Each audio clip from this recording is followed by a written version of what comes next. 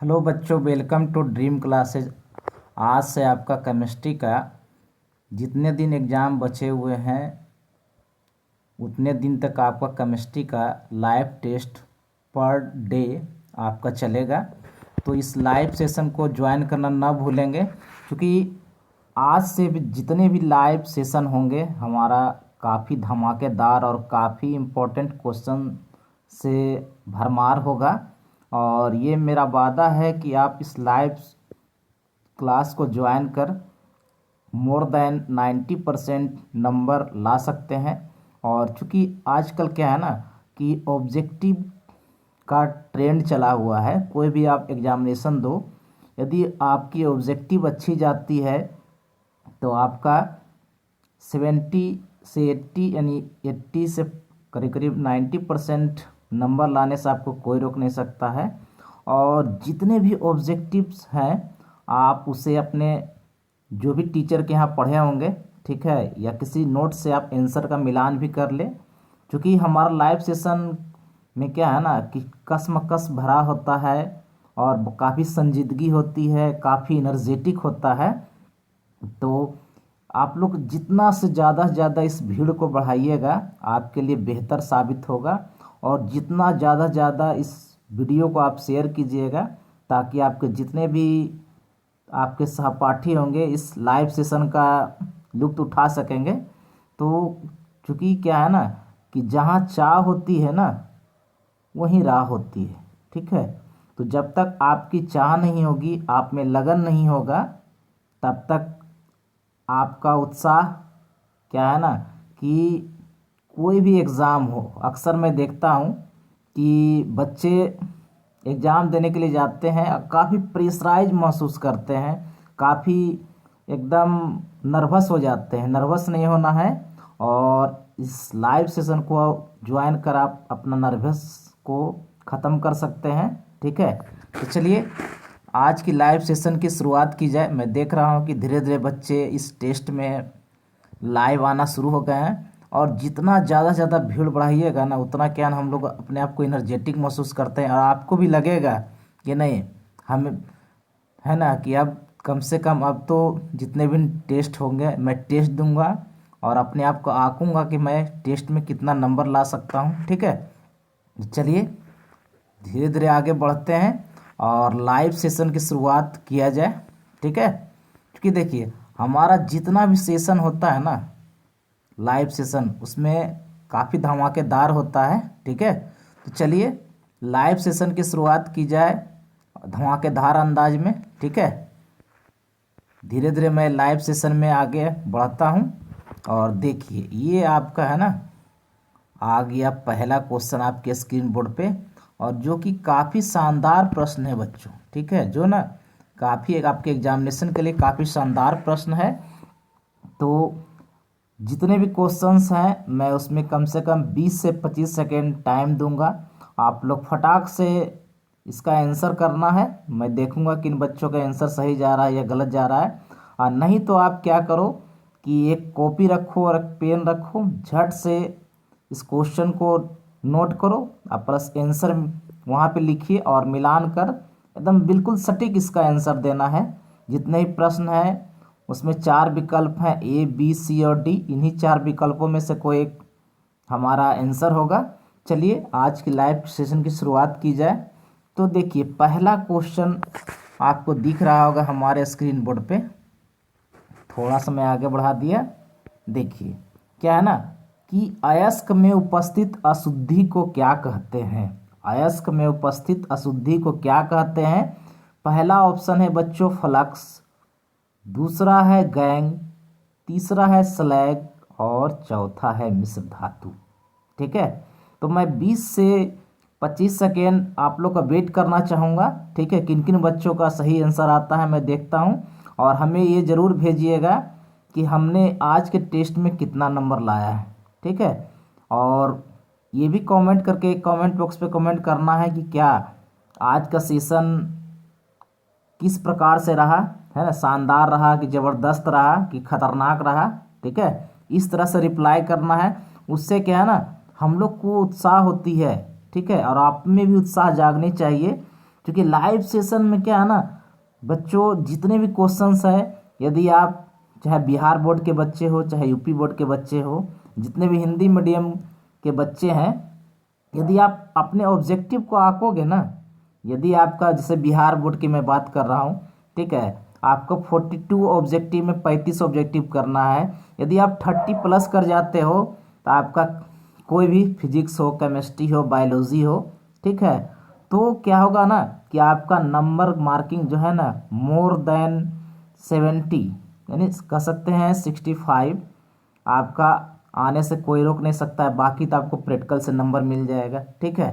तो मैं देख रहा हूँ कि बच्चे इसका आंसर करना शुरू भी कर दिए हैं, और ये मुझे विश्वास है कि लगभग जितने बच्चे हमारे सेशन में ज्वाइन करेंगे और सही बच्चे करेक्ट आंसर देंगे, और जिन बच्चों को यदि समझ में ना आए वो इसका आंसर अपने कॉपी पर नोट कर ले। और अब क्या है ना बच्चों, जितना रट्टा मार सकते हो रट्टो, ठीक है, और जितना लिख सकते हैं उतना लिखिए। आपका याद करने का सबसे बेहतर तरीका है, आप क्या करो, एक छोटा सा बोर्ड ले लो, एक पेन ले लो, ठीक है, स्केच पेन, और पैड पर प्रैक्टिस कीजिए, ठीक है, ज़्यादा आपके लिए बेहतर होगा। और रात्रि पाठशाला खोल के पढ़ाई कीजिए तो वो आपके लिए और भी बेहतर होगा, ठीक है।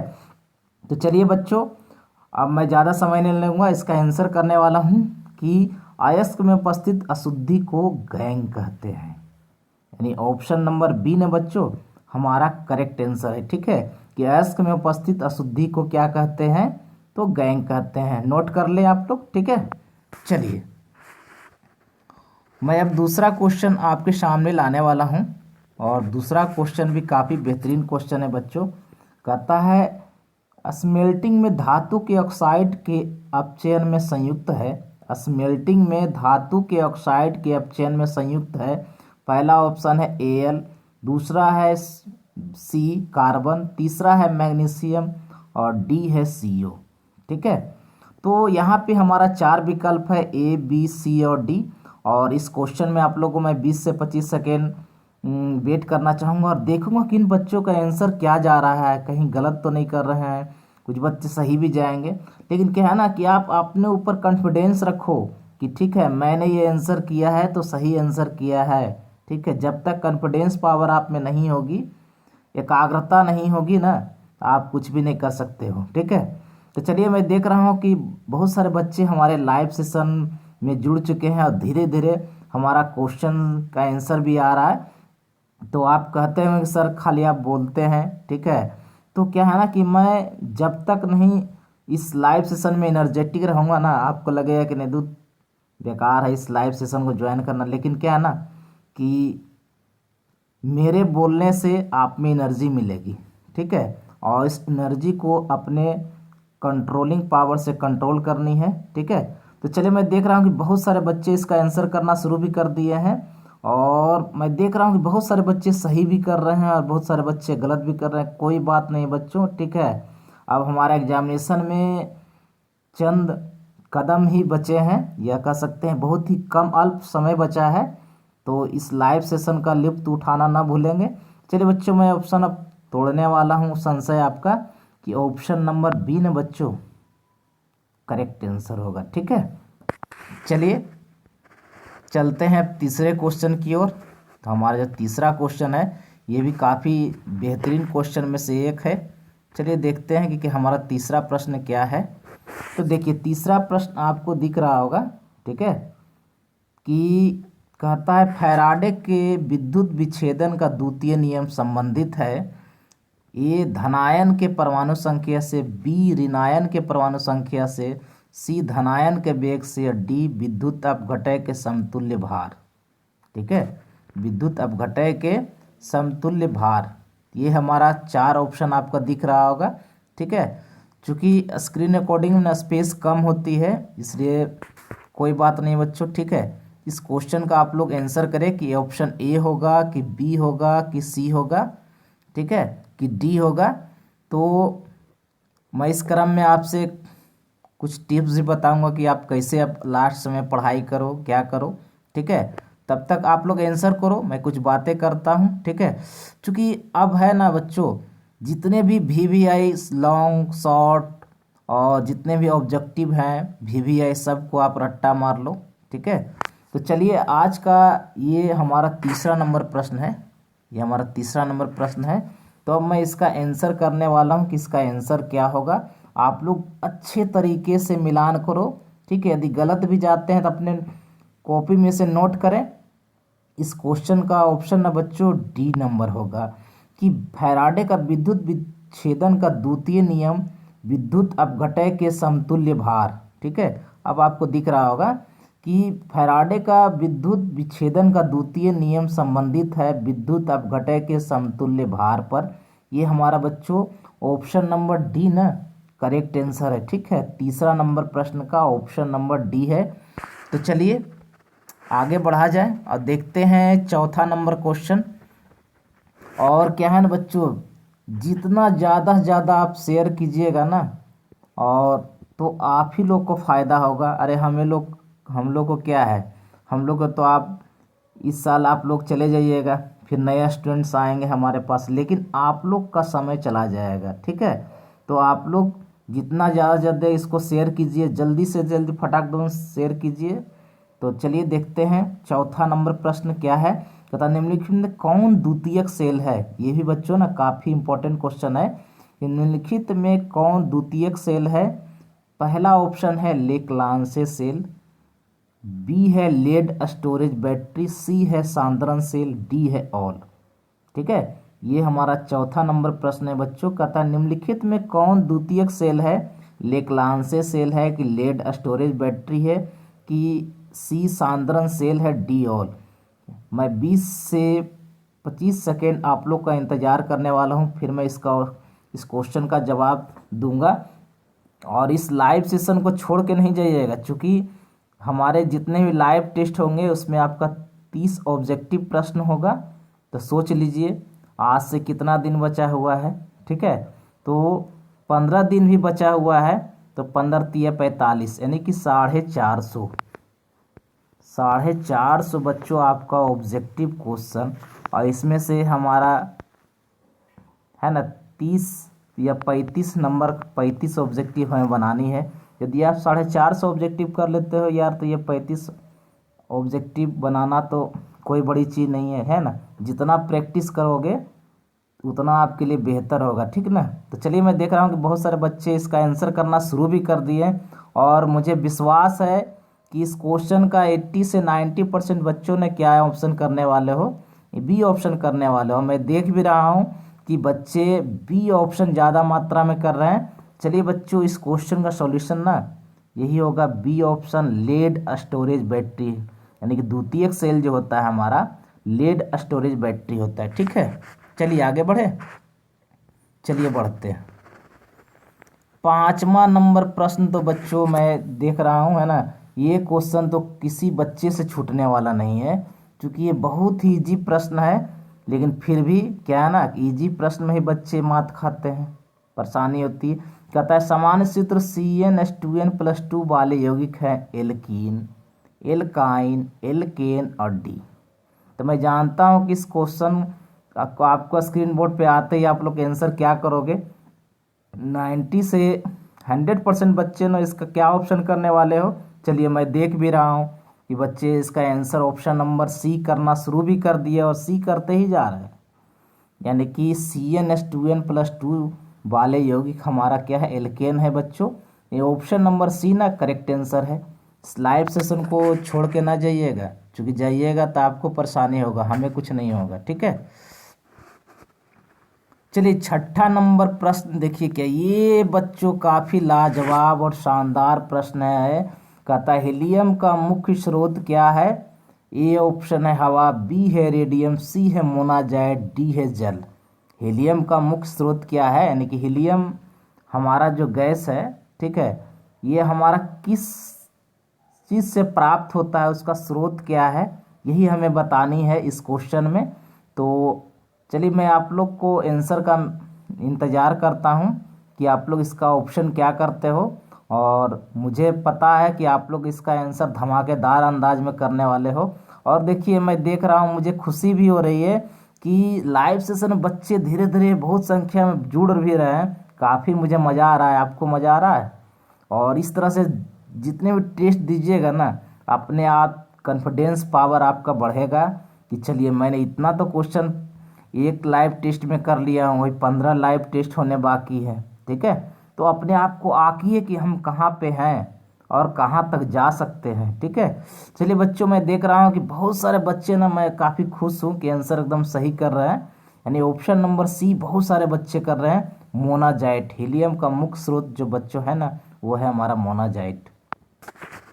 चलिए बढ़ूँ आगे, चलिए बढ़ता हूँ। ठीक है, ये 7वां नंबर प्रश्न भी तो बाबू ये भी काफ़ी लाजवाब प्रश्न है। ये प्रीवियस ईयर क्वेश्चन भी है बच्चों कि 96500 कूलम विद्युत CuSO4 के विलयन से मुक्त करता है। पहला ऑप्शन है 63.5 ग्राम तांबा, बी जो है 31.76 ग्राम तांबा, सी जो है 96500 ग्राम तांबा, डी जो है 100 ग्राम तांबा। यानी 7वां प्रश्न में काफ़ी शानदार, एकदम बेजोड़ जिसको कहते हैं देहतिया भाषा में, कि एकदम खतरनाक क्वेश्चन है ना। तो ये है हमारा, मैं देखना चाहता हूँ कि इस क्वेश्चन का बच्चे आप लोग क्या आंसर करते हो। फिर मैं इसका सस्पेंस तोड़ूंगा और इसका आंसर करूंगा कि इसका आंसर क्या होगा। ठीक है, क्योंकि सभी टीचर का अपना अपना अलग अलग अंदाज होता है। ठीक है, तो चलिए मैं देख रहा हूँ कि बच्चे इस लाइव सेशन में जुड़कर इस भारी संख्या में इसका आंसर करने वाले हैं और कर भी रहे। ठीक है, और कर भी रहे हैं। इस बार बहुत सारे बच्चे जो है ना ऑप्शन नंबर बी कर रहे हैं। मैं देख भी रहा हूँ कि ऑप्शन नंबर बी बच्चे कर रहे हैं। चलिए बच्चों, मैं काफ़ी खुश हूँ आज के लाइव सेशन से कि ऑप्शन नंबर बी बहुत सारे बच्चे कर रहे हैं और ऑप्शन नंबर बी ही ना करेक्ट आंसर होगा। 7वां प्रश्न है हमारे लाइव सेशन का। चलिए 8वां बाबू, तो ये तो और धमाकेदार प्रश्न है बच्चों, है ना। इसका तो मैं आंसर का इंतजार करूंगा कि आप लोग क्या करते हो। कहता है सोना धातु का ऑक्सीकरण संख्या होता है +1 B0 C-1 D ऑल। यानी सोना जो हमारा Au जो होता है, औरम जिसको बोलते हैं, गोल्ड जो होता है Au, कहता है इसका ना ऑक्सीकरण संख्या कोई भी धातु का आपको पता होना चाहिए बच्चों। ठीक है, कि आपका ग्रुप नंबर से ज़्यादा नहीं हो सकता है। किसी भी धातु का हमारा ऑक्सीकरण संख्या ग्रुप नंबर से ज़्यादा नहीं होता। और मैक्सिमम मेटल का हमारा ऑक्सीकरण संख्या जो होता है ना, ग्रुप नंबर के बराबर होता है। किसके बराबर होता है बच्चों? तो ग्रुप नंबर के बराबर होता है। लेकिन एक्सेप्शन अब बात केस में, जैसे हमारा है आपका Fe, क्रोमियम, इस सब का ऑक्सीडेशन स्टेट जो होता है, नंबर जो होता है, वैरी करते रहता है। लेकिन मैक्सिमम केस में धातु का ग्रुप नंबर के बराबर ही ऑक्सीकरण संख्या होती है। चलिए मैं देख रहा हूँ बहुत सारे बच्चे इसका आंसर करना शुरू भी कर दिए हैं। ठीक है, तो 8वां नंबर प्रश्न है हमारे लाइव सेशन का। तो कहता है सोना धातु का ऑक्सीकरण संख्या जो होता है, ये हमारा है ना ऑप्शन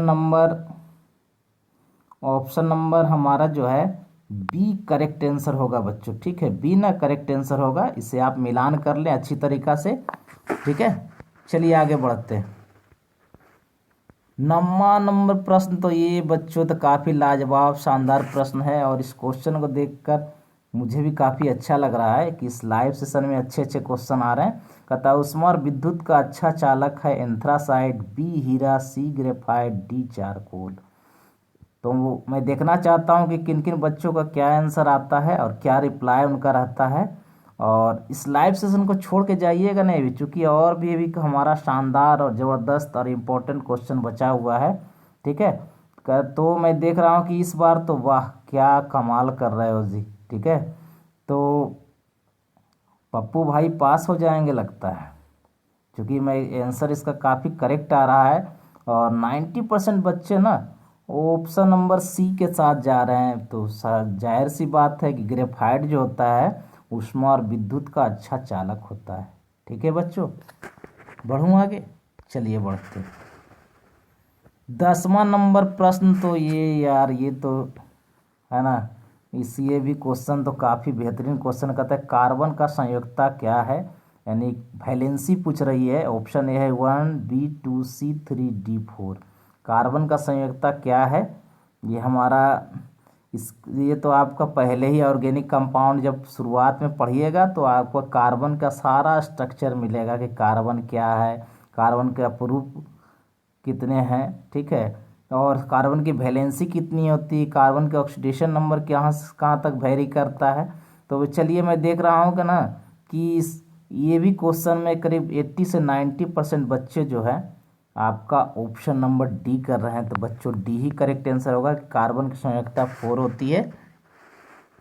चलिए आगे बढ़ता हूँ और इस प्रश्न में मैं आप लोग का इंतजार करता हूँ, क्योंकि ये भी जितने भी प्रश्न हैं ना बच्चों काफ़ी बेहतरीन क्वेश्चन में से एक है। कहता है निम्नलिखित जलीय घोल में किसका क्वथनांक अधिकतम होगा। पहला ऑप्शन है 1 मोलरिटी Na2SO4, बी जो है 1 m NH4NO3, सी जो है 1 m KNO3, डी जो है 1 m NOH। तो ये भी लाजवाब शानदार प्रश्न है। इसमें मैं इंतज़ार करता हूँ आप लोग का कि इस क्वेश्चन का आंसर आप लोग क्या करने वाले हो। तो मुझे भी काफ़ी अच्छी खुशी होती है जब लाइव सेशन में मैं जुड़ता हूँ ना, तो मुझे काफ़ी मज़ा आता है इस लाइव सेशन में जुड़ के। तो 11वां नंबर प्रश्न शानदार प्रश्न तो वाकई में है, इसलिए तो मैं आप लोग को ये 10 सेकंड का समय दिया हूँ, ठीक है, कि हमारा इसका आंसर क्या होगा। तो बच्चे लोग का आंसर भी आना शुरू हो गया है और आज शुरू से ही शानदार आंसर मिल रहा है मुझे, यानी बच्चे अच्छे कर रहे हैं तो उससे हम लोग को बहुत खुशी होती है। चलिए 11वां नंबर प्रश्न है। इसी तरह से आप लोग हमारे लाइव सेशन में जुड़ते रहिए और क्वेश्चन जो जो इम्पोर्टेंट क्वेश्चन है उसको लिखते भी जाइए, रट्टा मारते भी जाइए। तो अब चलिए मैं इसका आंसर करने वाला हूँ, ज़्यादा सस्पेंस नहीं रखूँगा क्योंकि बच्चे भी कहेंगे कि सर खाली बात बना रहे हैं, ठीक है। तो ऑप्शन नंबर ए ना बच्चों करेक्ट आंसर होगा। 11वां नंबर प्रश्न का ऑप्शन नंबर ए जो है ना करेक्ट आंसर है। चलिए देखते हैं कि 12वां नंबर प्रश्न क्या है। ये यार तो ये भी तो मुझे बहुत खुशी हो रही है कि इस क्वेश्चन में एक शानदार प्रश्नों का संग्रह है। कहता है सल्फाइड एस्को को सामान्यतः किस से संकेंद्रित करते हैं। ए जारन, बी गुरुत्वाकर्षण, सी कार्बन के द्वारा अवकरण और डी जो है फेन प्लावन विधि। यानी सलाइड एस्को का सामान्यतः किस से संकेंद्रित करते हैं। ये हमारा बच्चों 12वां नंबर प्रश्न है इस लाइव सेशन का और मुझे पता है कि आप लोग क्या इसका आंसर करने वाले हो। फिर भी मैं आप लोग का इंतज़ार करता हूँ कि कितने बच्चे इसका आंसर करेक्ट दे रहे हैं। तो मैं देख रहा हूँ ना कि बच्चे जितना ज़्यादा से ज़्यादा इस लाइव सेशन को ज्वाइन कीजिए ना, आपके लिए काफ़ी फ़ायदेमंद होगा, ठीक है। मुझे क्या पड़ी है, आज आप हो कल दूसरे रहेंगे। तो आप लोग को क्या करनी है कि जितने भी क्वेश्चंस हैं सबको अपने कॉपी पर नोट कीजिए और अपने आप को आंकिए कि मैं कितना पानी में हूँ। आपका ये टेस्ट ही बता देगा, ठीक है। यदि आप यहाँ हमारे 30 क्वेश्चन में से आप कम से कम 30 कर लेते हो तो एग्जामिनेशन में 20 तो ज़रूर करोगे।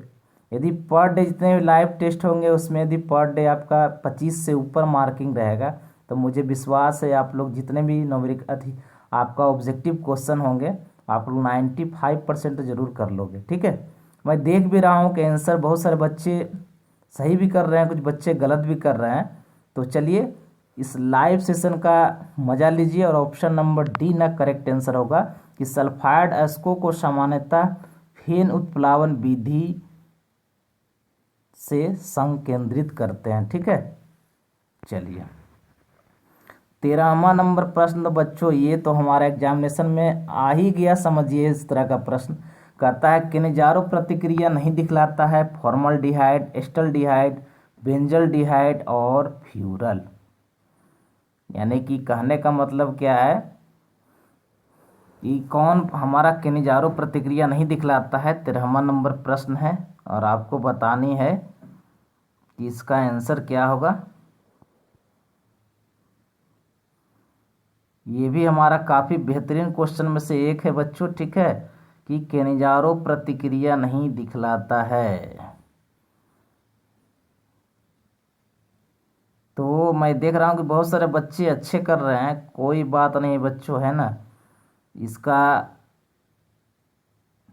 ऑप्शन जो है मेरे हिसाब से तो ऑप्शन नंबर फॉर्मलडिहाइड है, एस्टल्डिहाइड है, ठीक है, और सी जो है बेंजल्डिहाइड है, और डी फ्यूरल है, फरफ्यूरल है। तो मेरे हिसाब से ऑप्शन नंबर इसमें जो है मुझे डाउट लग रहा है, तो मैं ऑप्शन नंबर डी करता हूँ। आप लोग इस क्वेश्चन का कमेंट बॉक्स में इंतज़ार रहेगा कि क्या ऑप्शन करते हैं इसका, ठीक है। चलिए 14वां नंबर प्रश्न, तो ये तो आपका काफ़ी बेहतरीन क्वेश्चन है बच्चों। कहता है किस अणु का द्विध्रुव आघूर्ण शून्य है। इसमें तो मैं आप लोग का इंतजार करूंगा। पहला ऑप्शन है NF3, बी है BF3, सी है ClO2, डी है CH2Cl2। किस अणु का द्विध्रुव आघूर्ण है ना, डायपोल मोमेंट जो है, ये हमको बतानी है कि किसका शून्य होगा।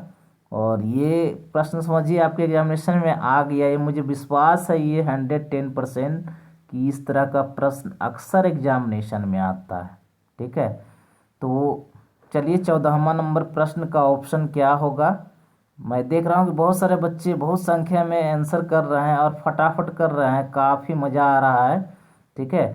तो मैं सस्पेंस नहीं रखूँगा, कुछ बच्चे सही भी कर रहे हैं, उसमें नो डाउट है, कुछ बच्चे गलत भी करेंगे, लेकिन ऑप्शन नंबर अपने आप को आंकना है कि क्या सही है क्या गलत है। तो अपने आंसर का मिलान करो बच्चों, और ऑप्शन नंबर डी ना करेक्ट आंसर होगा। ये हमारा 14वां नंबर प्रश्न है। चलिए बच्चों मैं बढ़ता हूँ ये 15वें नंबर क्वेश्चन की ओर। और ये 15वां नंबर प्रश्न भी जो है ना काफ़ी बेहतरीन क्वेश्चन में से एक है। चलिए क्या कहता है, कहता है BCC इकाई सेल में मुक्त खाली जगह का प्रतिशत है। A 32%, B 34%, C 28%, D 30%। ठीक है, BCC इकाई सेल जो होता है में मुक्त खाली जगह का परसेंटेज बताना है, ठीक है। और इस तरह का क्वेश्चन अक्सर एग्जामिनेशन में आएगा बच्चों, कहीं HCP संरचना पे आएगा, कहीं BCC संरचना पे आएगा, ठीक है। तो इसे नज़रअंदाज नहीं करना है। मैं देखता हूँ कि क्या बच्चे इसका क्या आंसर करते हैं। और जितने भी क्वेश्चंस है लाइव सेशन का, चूँकि सभी अब तो हमारा 14 नंबर प्रश्न निकल गया, आपको अंदाज हो गया होगा कि क्या वाकई में शानदार प्रश्न है कि नहीं। और तो चलिए मैं देख रहा हूँ बहुत सारे अच्छे मात्रा में बच्चे इसका आंसर करना शुरू भी कर दिए हैं, और इसका आंसर ना काफ़ी लाजवाब आ रहा है और काफ़ी शानदार भी आ रहा है। तो चलिए इस क्वेश्चन का आंसर मैं अब सस्पेंस तोड़ता हूँ, अब फटाक से अपना आंसर का मिलान करें तो पता चल जाएगा क्या इसका आंसर सही और क्या गलत है। तो 15वां नंबर प्रश्न का बच्चों ए नंबर करेक्ट आंसर होगा कि BCC इकाई सेल में मुक्त खाली जगह का परसेंटेज जो होता है 32% होता है, ठीक है।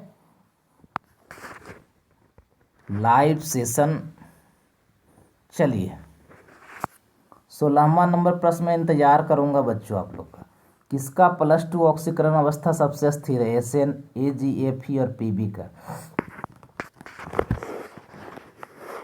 काफ़ी शानदार प्रश्नों का संग्रह है, ठीक है, और इसे नज़रअंदाज करना बेवकूफ़ी होगी।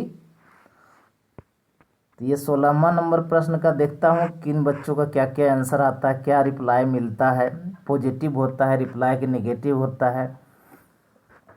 आपका कॉन्फिडेंस पावर जरूर बढ़ेगा, ठीक है, ये मेरा पूर्ण रूप से विश्वास है, ठीक है।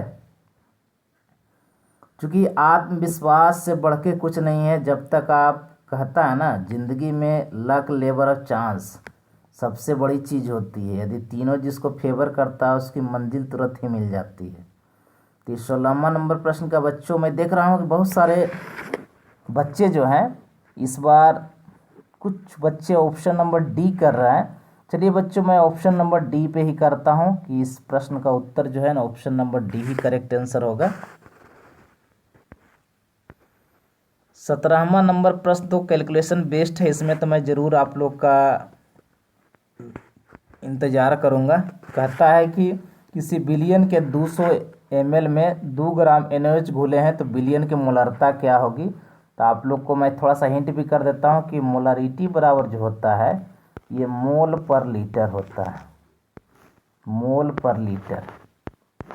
ठीक है, इस पे आप number of mole of solid निकाल लो और वॉल्यूम ऑफ सॉल्यूशन यानी बिलियन का सॉल्यूशन लीटर में माप लो, और जो आएगा आंसर उसका करेक्ट आंसर होगा। और मुझे विश्वास है कि 90% बच्चे तो इसका करेक्ट जरूर आंसर मारेंगे, क्योंकि यहाँ पर बिलियन में हमारा सॉलिड जो है ना NaOH घुला हुआ है तो 2 ग्राम है।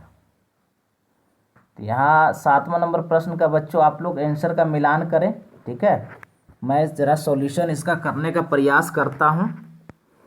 चलिए, यहाँ पर जो है हमारा मोल ऑफ सॉलिड मोलरिटी बराबर जो हो जाएगा हमारा 2 और बटा हमारा यहाँ हो जाएगा NaOH यानी कि 23 1 24 1 16 40।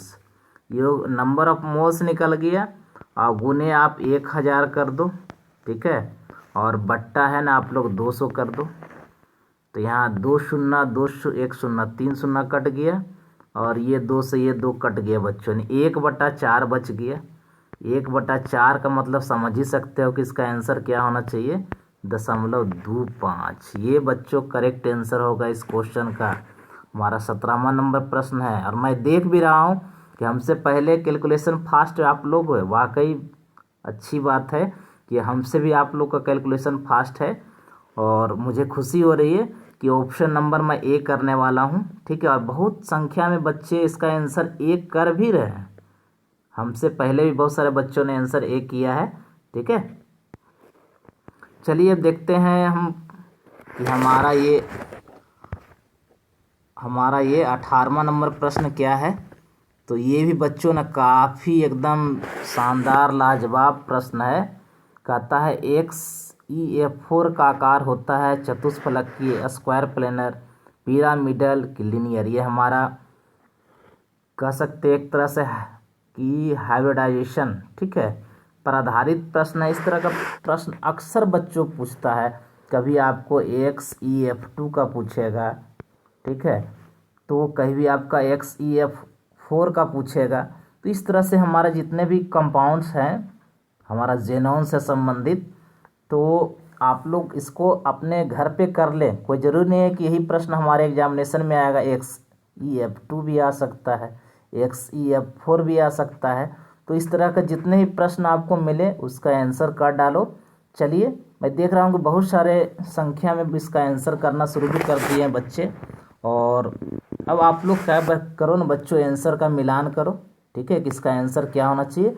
मैं तो ऑप्शन नंबर बी मारूंगा। ठीक है, और मैं देखना चाहता हूँ कि इन बच्चों का ऑप्शन नंबर बी सही आया है। तो मैं देख भी रहा हूँ कि बच्चे अच्छे कर रहे हैं। बहुत सारे बच्चों का ऑप्शन नंबर बी ही आ रहा है, तो बी ही बच्चों इसका करेक्ट आंसर होगा। चलिए 19वां नंबर प्रश्न, फिर बातें भी होगी। कहता निम्नलिखित कौन हाइड्रोजन बंधन नहीं बनाता है, NH3 H2O HCl और HF। ये तो यार मैं जानता हूँ, मुझे विश्वास है कि इस क्वेश्चन का प्रश्न का 95% बच्चे जो है ना सही आंसर करने वाले हैं कि हाइड्रोजन बॉन्ड कौन नहीं बनाता है। ठीक है, तो देखिए क्या है। 19वां नंबर प्रश्न है। मैं देखता हूँ किन किन बच्चों को क्या सही आंसर जा रहा है, गलत कर रहे हैं। कोई बात नहीं बच्चों, आंसर गलत भी है तो आप हमसे मिलान कर लो। ठीक है, या हमसे भी कन्फ्यूजन होती है तो अपने नोट्स में देख लो, अपने बुक में देख लो कि क्या आंसर सही है या गलत है। तो हम लोग को ये सब बोलने का तरीका होता है कि हम सही जा रहे हैं, मुझे विश्वास है। ठीक है, तो चलिए 19 नंबर का प्रश्न मैं ऑप्शन नंबर सी करता हूं बच्चों, कि ऑप्शन नंबर सी ना करेक्ट आंसर होगा। आप लोग मिलान कीजिए इस क्वेश्चन का आंसर। ये 20वां नंबर प्रश्न तो ये मैं जानता हूं कि कोई छोड़ने वाला नहीं। कहता है एवोगाड्रो संख्या बराबर है, पहला ऑप्शन है 6.023 10⁻²4, दूसरा है 6.023 10⁻23, तीसरा है 6.023 10⁻⁻23, डी है 11.2। तो इस क्वेश्चन का आंसर क्या करने वाले हो। ठीक है, तो वाह क्या बात है, आंसर तो आप लोग का एकदम करेक्ट जा रहा है जी। ठीक है, और मुझे मज़ा भी आ रहा है आज के लाइव सेशन में जुड़ के। आज तक मैंने जितने भी लाइव सेशन होल्ड किया है ये उसमें मैंने लिया है, उसमें ये काफ़ी बेहतरीन है जी। ठीक है, और जितना ज़्यादा से ज़्यादा आप लोग जुड़िएगा ना लाइव सेशन में, उतना हम लोग को मज़ा आता है, काफ़ी एनर्जेटिक महसूस करते हैं। आप लोग को भी लगेगा कि नहीं, कम से कम 200-300 बच्चे हैं, तो इसमें से हमारा क्या रैंकिंग रहेगा, उसी से आप आंकड़ा निकाल सकते हो। ठीक है, तो ऑप्शन नंबर बी ना करेक्ट आंसर होगा। ठीक है, चूँकि एक मैं एक्सपीरियंस शेयर करना चाहता हूँ कि मैं एक जब छोटा सा गांव में पढ़ाई करता था, तो वहाँ से मैं अपने लोकल टाउन से बिहार शरीफ गया। ठीक है, वहाँ जाके मैंने देखा कि क्या थोड़ी सी बच्चों लोग की भीड़ बढ़ी, तो थोड़ा सा मज़ा आया। जब मैं वहाँ से पटना गया, ठीक है, पढ़ने के लिए, तो वहाँ तो हमें समंदर मिल गया, सागर मिल गया, हाँ, अच्छे अच्छे बच्चों का अम, वहाँ पे आईसीएसई बोर्ड के बच्चे मिले, सीबीएसई के बच्चे मिले, है ना, हिंदी मीडियम के बच्चे मिले, और कम से कम बहुत सारे डिस्ट्रिक्ट के बच्चे वहाँ मिले, और एक से एक मेरिटोरियस, एक से एक मेरिटोरियस, जिसे मैं आँक नहीं सकता हूँ, कह नहीं सकता हूँ। ठीक है, और मुझे यही एहसास हुआ कि जिन बच्चों का बेसिक 9-10 का जो बेस है अच्छा है, उन्हें 11-12 में परेशानी नहीं होती है। तो मैं ये ज़रूर कहूँगा बच्चों कि बेस को, है ना, बिल्कुल स्ट्रेंथ को अपना बढ़ाओ। 9-10 का बेस काफ़ी अच्छा रखोगे तो 11-12 में आपको लोग कभी प्रॉब्लम नहीं होगी। और जब 11-12 का बेस अच्छा होगा ना, तो आप लोग कोई भी कंपटीशन फेस कर सकते हो, ये मेरा दावा है। ठीक है, तो चलिए 21वां नंबर प्रश्न देखते हैं कि क्या है। कहता है हरा थोथा का रासायनिक सूत्र है FeSO4 7H2O, B CuSO4 5H2O, सी जो है CSO4 इंटू 2H2O, और डी नन। हरा थोथा जो है का रासायनिक, इस तरह का प्रश्न अक्सर पूछता है बच्चों। आप जितने भी एक केमिस्ट्री की बुक आती है, रासायनिक अभिक्रिया अभिक्रिया के नाम से, छोटी सी बुक होती है, पतली सी बुक होती है, उससे आप कर लोगे ना, तो ये सब रासायनिक सूत्र जो हो गया, रिएक्शन बैलेंस करने का हो गया, ऑक्सीडेशन नंबर निकालने का हो गया, उससे आप सीख जाओगे। ठीक है, तो ये हमारा, मैं देख रहा हूँ कि बहुत सारे बच्चे इसका आंसर करना शुरू भी कर दिए हैं, और ये 21वां नंबर प्रश्न है, और इस बहुत सारे बच्चे इसका आंसर सही भी कर रहे हैं, कुछ बच्चे गलत भी कर रहे हैं। कोई बात नहीं है ना, मन में कोई डाउट नहीं रखना है कि हमसे अच्छा नहीं हुआ, अब क्या होगा, अभी भी कुछ कर सकते हो। ठीक है, क्योंकि समय तो कम बचा है, लेकिन दिमाग में फ्रस्ट्रेशन नहीं होनी चाहिए। तो ऑप्शन नंबर ए ने बच्चों, मैं इसका करेक्ट आंसर करता हूँ। आप लोग बढ़िया तरीका से इसको लिख के नोट करके आंसर इसको नोट कर लेते हैं फिर। चलिए 22वां नंबर प्रश्न देखते हैं कि क्या है। कहता है बोरोन विकर्ण संबंध दर्शाता है Al से, C से, Si से, Sn से। एक बार फिर से, बोरोन विकर्ण संबंध दर्शाता है। इस क्वेश्चन में आप लोग वेट करता हूँ, देखता हूँ कि किन किन बच्चों का क्या इसका रिएक्शन रहता है, किन किन बच्चों का सही जाता है, किन किन बच्चों का गलत जाता है। और जो भी क्वेश्चन में डाउट लगे, आंसर में डाउट लगे, है ना, तो आप क्या है ना कि अपने से जो भी टीचर्स हैं, एक से एक केमिस्ट्री के टीचर हैं, ठीक है, चाहे वो बिहार शरीफ हो, पटना हो, उनका नोट्स से मिलान कीजिए, क्या आंसर हमने सही किया है। थोड़ा सा भी मन में डाउट हो, ऐसे तो हम लोग को जितने भी लाइव सेशन होते हैं, हम लोग कोशिश करते हैं कि एक भी क्वेश्चन का आंसर गलत ना हो। ठीक है, लेकिन बाय द वे मिस्टेक कभी किसी से भी हो सकता है। तो चलिए 22 नंबर प्रश्न का मैं ऑप्शन करता हूं बच्चों की, ए करेक्ट आंसर होगा कि बोरोन विकर्ण जो है Al से संबंधित होता है। 23वां नंबर प्रश्न तो लाजवाब प्रश्न है, ये है, लेकिन इसका आंसर भी आप लोग अपने ही धमाकेदार अंदाज में करोगे। कहता है हीरे में कार्बन का प्रसंकरण होता है sp3, sp2, sp और dsp2। हीरे में कार्बन का प्रसंकरण जो होता है, हाइब्रिडाइजेशन जो होता है, यही हमको बतानी है कि क्या होता है। ठीक है, तो इस क्वेश्चन को लिखने के पहले ही बहुत सारे बच्चे ना आंसर करना शुरू भी कर दिए हैं, और मुझे विश्वास है कि 95% बच्चे जो है इसका करीब करीब 95 क्या 100% बच्चे इसका करेक्ट आंसर देंगे। ठीक है, क्योंकि कार्बन का पहला ही टॉपिक्स में, ऑर्गेनिक केमिस्ट्री का पहला ही टॉपिक है कार्बन। ठीक है, तो ये ऑप्शन करेक्ट आंसर है। मैं देख भी रहा हूँ 100% बच्चे ए पर ही जा रहे हैं।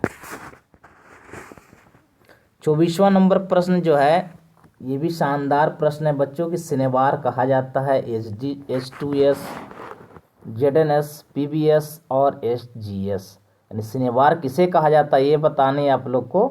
और ये इनऑर्गेनिक कंपाउंड, इनऑर्गेनिक केमिस्ट्री से लिया गया क्वेश्चन है और ये भी काफ़ी बेहतरीन क्वेश्चन में से एक है बच्चों, ठीक है। और जिन बच्चों को ये क्वेश्चन नहीं आ रहा है हमारा आंसर को मिलान करें, और जिन बच्चों को आ रहा है अपना कमेंट जो भी है लाइव सेशन में ज्वाइन कर रहे हैं उसका आंसर कीजिए, ठीक है। देख रहा हूँ कि सही जा रहे हो, बिल्कुल सही जा रहे हो आप लोग, ठीक है। और इसे मुझे खुशी होती है कि इस लाइव सेशन में अच्छे बच्चे जुड़ गए हैं और सभी बच्चे जो है इसका आंसर बिल्कुल सही कर रहे हैं, ठीक है। ऑप्शन नंबर डी कर रहे हैं और डी ही करेक्ट आंसर होगा। चलिए देखते हैं कि हमारा 25वां नंबर प्रश्न क्या है। कहता है श्रृंखलन गुण सबसे ज़्यादा होता है फास्फोरस में, कार्बन में, सल्फर में और जिंक में। ये भी क्वेश्चन शानदार प्रश्न है, ये भी क्वेश्चन ना शानदार प्रश्न है। और आप लोग इसमें एकदम सटीक आंसर देनी है। A phosphorus, B carbon, C sulphur, D zinc, ठीक है। तो जितने भी क्वेश्चंस हैं उसका आंसर लिख डालो और इसका आंसर देखो कि मैं क्या करता हूँ आप क्या करते हो, उसको मिलान करें, ठीक है। ये आपके लिए बहुत ही बेहतर साबित होगा बच्चों, ठीक ना। तो ये हमारा लाइव सेशन का बेहतरीन दौर जा रहा है, हमें काफ़ी खुशी हो रही है, ठीक है, कि मैं आपसे जुड़कर काफ़ी उत्साहित महसूस कर रहा हूँ। चलिए मैं इसका आंसर करता हूँ बच्चों कि 25वां नंबर प्रश्न का ना बी नंबर ऑप्शन हो गई, कार्बन में श्रृंखलन गुण सबसे ज़्यादा होता है। 26वां नंबर प्रश्न क्या वाकई में शानदार प्रश्न है। कहता है किसी वस्तु के प्रतिक्रिया करने का दर किस पर निर्भर करता है, परमाणु भार, बी समतुल्य भार, सी अणुभार, डी सक्रिय भार। किसी वस्तु की प्रतिक्रिया के दर जो है किस पर निर्भर करता है ये आपको बतानी है कि इस पर निर्भर करता है। तो बच्चे इसका आंसर ना एकदम सटीक आंसर है, ठीक है, कि ऑप्शन नंबर ना डी करेक्ट आंसर होगा, ठीक है। 27वां नंबर प्रश्न आप लोग जवाब दो, आप लोग तो पढ़े होंगे। रवादार ठोस और बेरवेदार ठोस, ठीक है। निम्नलिखित में कौन बेरवेदार ठोस है, ग्रेफाइट, क्वार्च, क्रोम की sodium carbide, silicon carbide, sorry, कि कौन बेरवेदार ठोस है। इसे भी एकदम फटाक से कॉपी पर क्वेश्चन लिखिए और आंसर को लिखिए और जवाब दीजिए। हमें आपका जवाब का इंतज़ार रहता है, उसके बाद ही मैं क्वेश्चन का जवाब देता हूँ, ठीक है। ऐसे आप इसका आंसर मिलान कर लो बच्चों कि ऑप्शन नंबर बी ना करेक्ट आंसर होगा।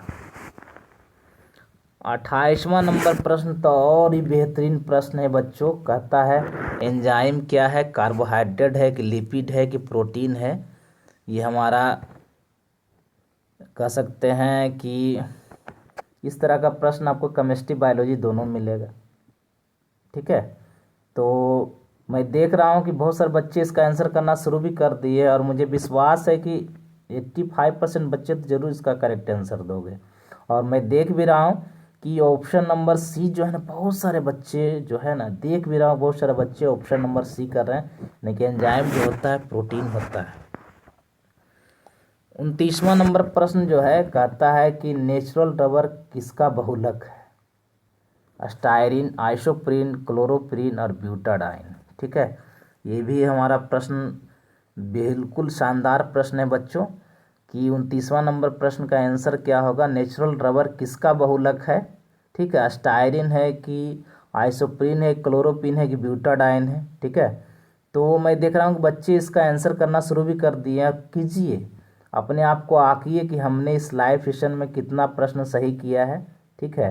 अभी 450 ऑब्जेक्टिव आपको कोई टीचर दे रहा है, ठीक है। उसमें से आप लोग 400 प्लस भी कर जाओगे ना तो 35 क्या 100 क्वेश्चन भी रहेगा ना तो आप लोग सही आंसर करोगे, ठीक है। ऑप्शन नंबर बी ना बच्चों करेक्ट आंसर होगा। चलिए 30वां नंबर प्रश्न जो है हमारे लाइव सेशन का बेहतरीन दौर है। कहता है डेटॉल का उपयोग किया जाता है संक्रमणहारी, प्रतिरोधी, मलेरिया रोधी, डिओल। तो 30 नंबर भी तो काफ़ी इसमें क्या है ना, डेटॉल जो हम घर में यूज करते हैं, ठीक है, हमें जख्म हो जाती है, हमें कहीं कट छट जाती है, या फिर किस तरह का हमको स्किन डिजीज हो जाता है, तो वहाँ पे डेटॉल का प्रयोग किया जाता है। तो मैं देख रहा हूँ कि बच्चे इसमें थोड़ा सा कंफ्यूज हो रहे हैं, थोड़ा सा कंफ्यूज हो रहे हैं, ज़्यादा नहीं कंफ्यूज हो रहा है। तो इसका आंसर बच्चों मैं ऑप्शन नंबर डी करता हूँ, ठीक है। तो आज का लाइव सेशन यहीं तक, मिलते हैं हम अगले लाइव सेशन में। और आप लोग ये कमेंट करके ज़रूर बताइएगा हमें कि आज का प्रश्न शानदार प्रश्न था कि नहीं, ठीक है। और कसमकस नहीं रखना है दिमाग में, बिल्कुल जी, है ना। जितना आप मेहनत कीजिएगा उससे ज़्यादा हम लोग मेहनत करेंगे, ये हम लोग को विश्वास है, ठीक है। तो बेस्ट ऑफ लक।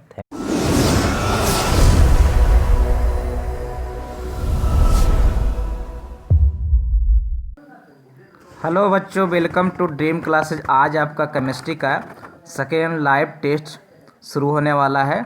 आप लोग एग्ज़ाम के मद्देनज़र देखते हुए इस लाइव सेशन को ज्वाइन करना न भूलेंगे, क्योंकि हमारे एग्जामिनेशन में बहुत ही कम समय, जिसको कह सकते हैं बहुत ही अल्पावधि बची हुई है। तो इस लाइव सेशन को ज्वाइन कर अपना प्रेशर को कम कर सकते हो। और अब क्या है ना बच्चों, कि आप लोग एकदम रट्टा मारना शुरू कर दो, ठीक है। जितना आप रट्टा मारोगे ऑब्जेक्टिव क्वेश्चन के लिए, और ख़ास करके केमिस्ट्री के लिए, केमिस्ट्री का दूसरा कोई ऑप्शन नहीं बच्चों, है ना। एक पैड ले लो और एक स्केच पेन ले लो, और जितने भी ऑब्जेक्टिव क्वेश्चन है, चाहे आपका प्रीवियस ईयर क्वेश्चन है, चाहे हमारा जो लाइव टेस्ट होता है, ठीक है, चाहे आपका मॉडल पेपर है, जो भी जिस बोर्ड के बच्चे हों, सारा ऑब्जेक्टिव क्वेश्चन को कर डालो।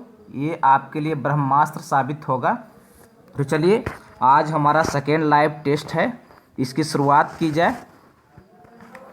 तो आज का सेशन बहुत ही रोमांचक होने वाला है। और हमारा सेशन में, मैं पहले भी कह चुका हूँ कि हमारे सेशन में जितने भी क्वेश्चंस होते हैं काफ़ी इनर्जेटिक और ये काफ़ी इम्पोर्टेंस होते हैं। और ये हमारा कह सकते हैं कि महत्वपूर्ण प्रश्नों का संग्रह होता है हमारा लाइव सेशन में। तो चलिए, आप हमारे लाइव सेशन में ज्वाइन कर अपने आप को आंक सकते हो कि हमारा 30 ऑब्जेक्टिव क्वेश्चन में आप कितने नंबर लाते हो। और जितने भी क्वेश्चंस हैं सभी को आप ये आजमा लो कि आज के लाइव सेशन में हमने कितना करेक्ट बनाया है। और हमारे कमेंट बॉक्स में कमेंट करना ना भूलिएगा, ठीक है, क्योंकि जहाँ चाह होती है वहीं राह होती है। चलिए, आज की लाइव सेशन की शुरुआत की जाए।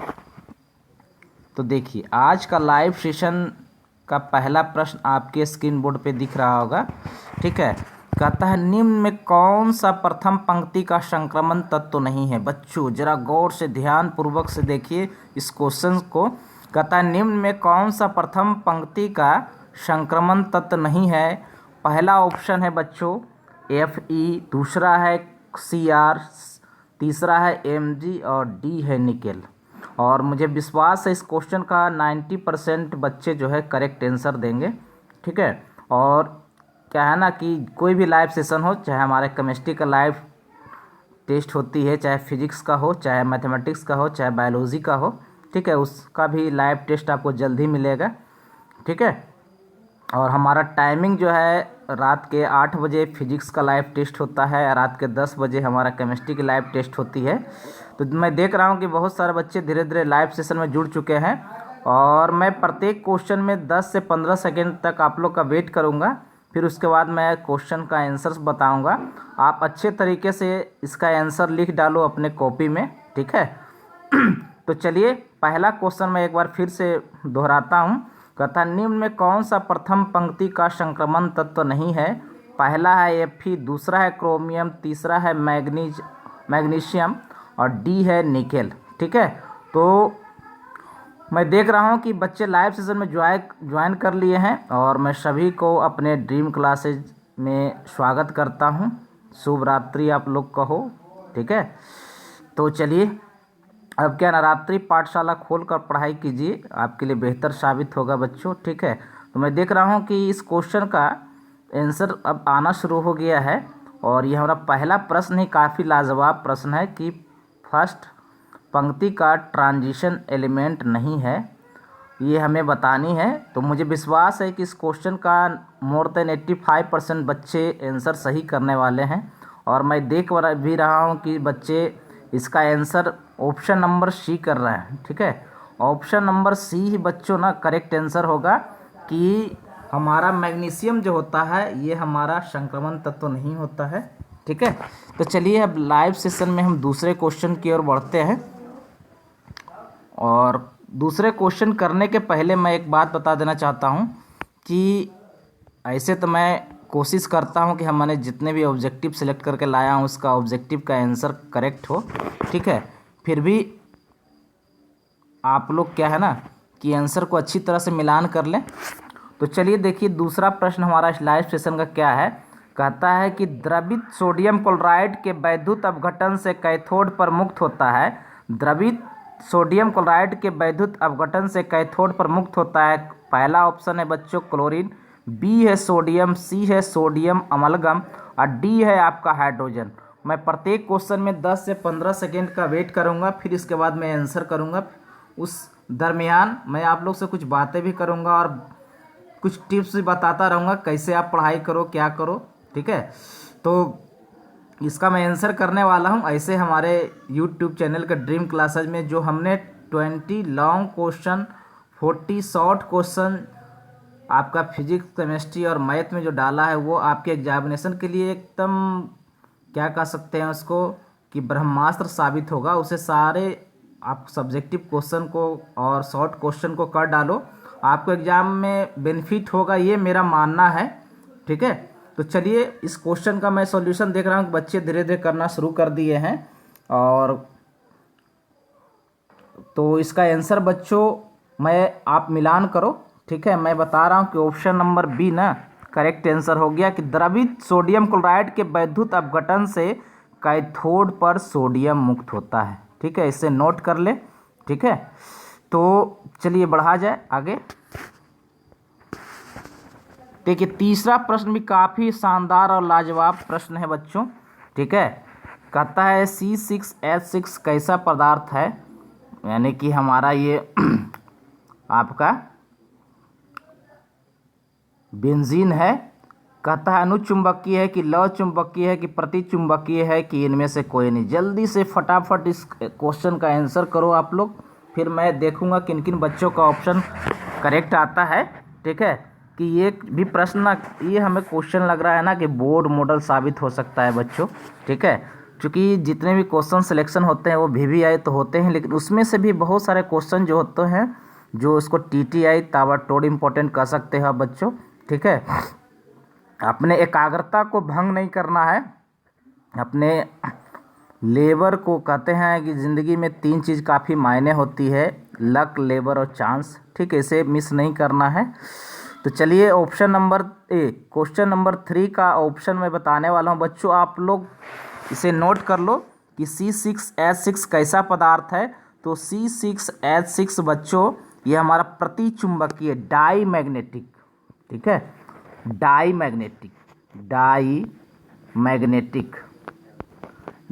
मैग्नेटिक है जी, ये हमारा जो है डाई मैग्नेटिक सब्सटेंस है हमारा। ठीक है, तो ये हमारा ऑप्शन नंबर सी न बच्चों आपका करेक्ट आंसर होगा कि C6H6 जो है हमारा प्रतिचुंबकीय पदार्थ है। ये हमारा क्वेश्चन नंबर तीसरा का सी नंबर ऑप्शन बच्चों करेक्ट आंसर है। चलिए आगे बढ़ते हैं और देखते हैं कि हमारा चौथा नंबर प्रश्न कौन सा है। तो चौथा नंबर प्रश्न बच्चों काफ़ी बेहतरीन प्रश्न में से एक है। कहता है वायु का मुख्य अवयव है, यानी हमारे वायु में कितने एलिमेंट्स मौजूद हैं उसे बतानी है। पहला ऑप्शन है CO2, N2 और O2, दूसरा ऑप्शन है N2, NO और NO2, तीसरा है CO, CO2 और SO2 और डी जो है Cl2, SO2 और O2 है। ठीक है, ये भी काफ़ी बेहतरीन, इसमें बच्चों लोगों को कन्फ्यूजन होता है कि इसका आंसर क्या होना चाहिए। तो हमारे वायु में तो CO2 अवेलेबल है, O2 भी अवेलेबल है। अब हमारा तीसरा इसमें जो अवयव है ये तलाश करनी है बच्चों कि इसका आंसर क्या होगा। तो मैं देख रहा हूँ कि बहुत सारे बच्चे इस लाइव सेशन में ज्वाइन कर चुके हैं। बच्चों आप लोग इस क्वेश्चन का आंसर मिलान करें कि ऑप्शन नंबर ए ना करेक्ट आंसर है कि वायु का मुख्य अवयव जो है हमारा कार्बन डाइऑक्साइड, नाइट्रोजन और हमारा ऑक्सीजन है। नहीं, ऑप्शन नंबर ए जो है ना बिल्कुल सटीक आंसर है, बिल्कुल करेक्ट आंसर है हमारा ऑप्शन नंबर ए। चलिए बढ़ते हैं और ज़रा भीड़ को बढ़ाइए, ठीक है। और ये 5वां नंबर प्रश्न तो बच्चों बेहतरीन प्रश्नों में से एक है। कहता है पी ऑर्बिटल का आकार होता है A spherical, B dumbbell, C double dumbbell और डी नन ऑफ दिस। तो मुझे विश्वास है इस प्रश्न का आप 80 से 85% बच्चे जो है करेक्ट करने वाले हो, क्योंकि एस हमारा जो ऑर्बिटल होता है, एस हमारा जो ऑर्बिटल होता है ये हमारा स्फेरिकल होता है, ठीक है, ये हमारा स्फेरिकल होता है। पी जो है हमारा, पी जो है, अब मैं आपका सस्पेंस तोड़ने वाला हूँ, डम्बल होता है, इस प्रकार का डम्बल स्ट्रक्चर होता है, ठीक है।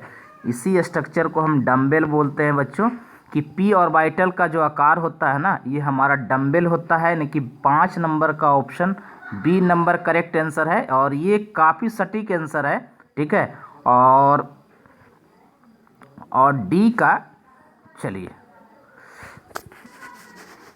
बढ़ते हैं आगे और ये 6ठा नंबर प्रश्न हम देखते हैं कि हमारे स्क्रीन बोर्ड पे क्या है।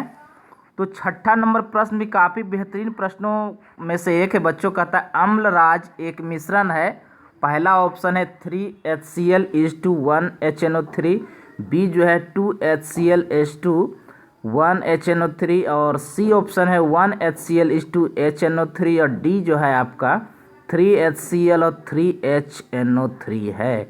तो मैं पहले ही लाइव टेस्ट में आपको बता चुका हूँ कि आपकी यदि एग्जामिनेशन में 35 ऑब्जेक्टिव होते हैं, ठीक है, 35 में यदि आप 30 प्लस कर लो बच्चों, तो आपके एग्जामिनेशन में ना आपका जो हमारे 70 नंबर का हमारा जो एग्ज़ाम होता है हमारा फिजिक्स का चाहे केमिस्ट्री का, उसमें यदि आप 30 प्लस कर जाते हो तो ऑब्वियसली आप जो है ना कम से कम 60 प्लस तो ज़रूर कर जाओगे।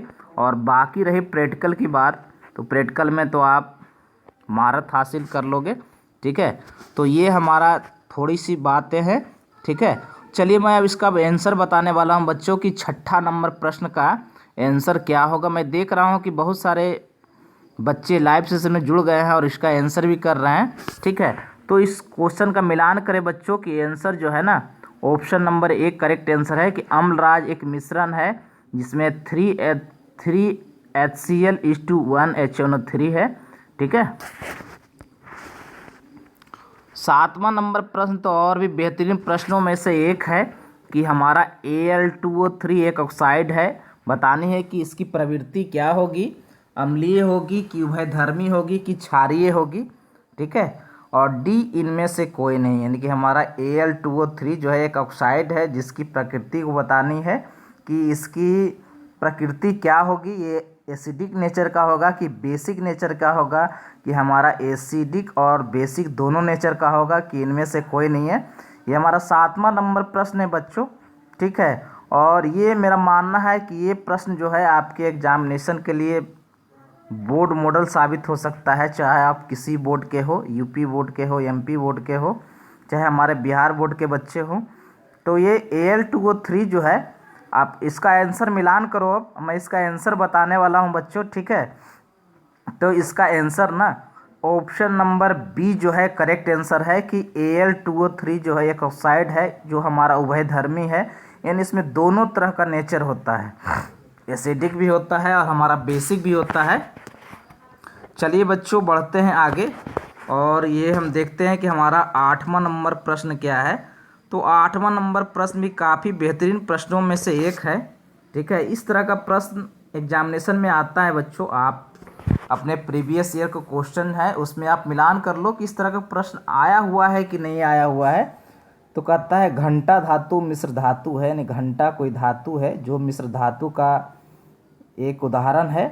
तो कहता है कि ये किसके कम्बिनेशन से बना होता है, यानी किन किन धातुओं के या किन किन के एलिमेंट से मिलके ये बना होता है। पहला है Cu प्लस Pb, बी जो है Cu प्लस Sn, सी जो है Cu प्लस Zn, डी जो है Cu प्लस Ni। यानी 8वां प्रश्न जो है बच्चों ये इसका आंसर जो है आप लोग को बतानी है कि घंटा धातु जो मिश्र धातु है ये किस किन एलिमेंटों के कॉम्बिनेशन से बना है। ये 8वां नंबर प्रश्न है बच्चों, ठीक है।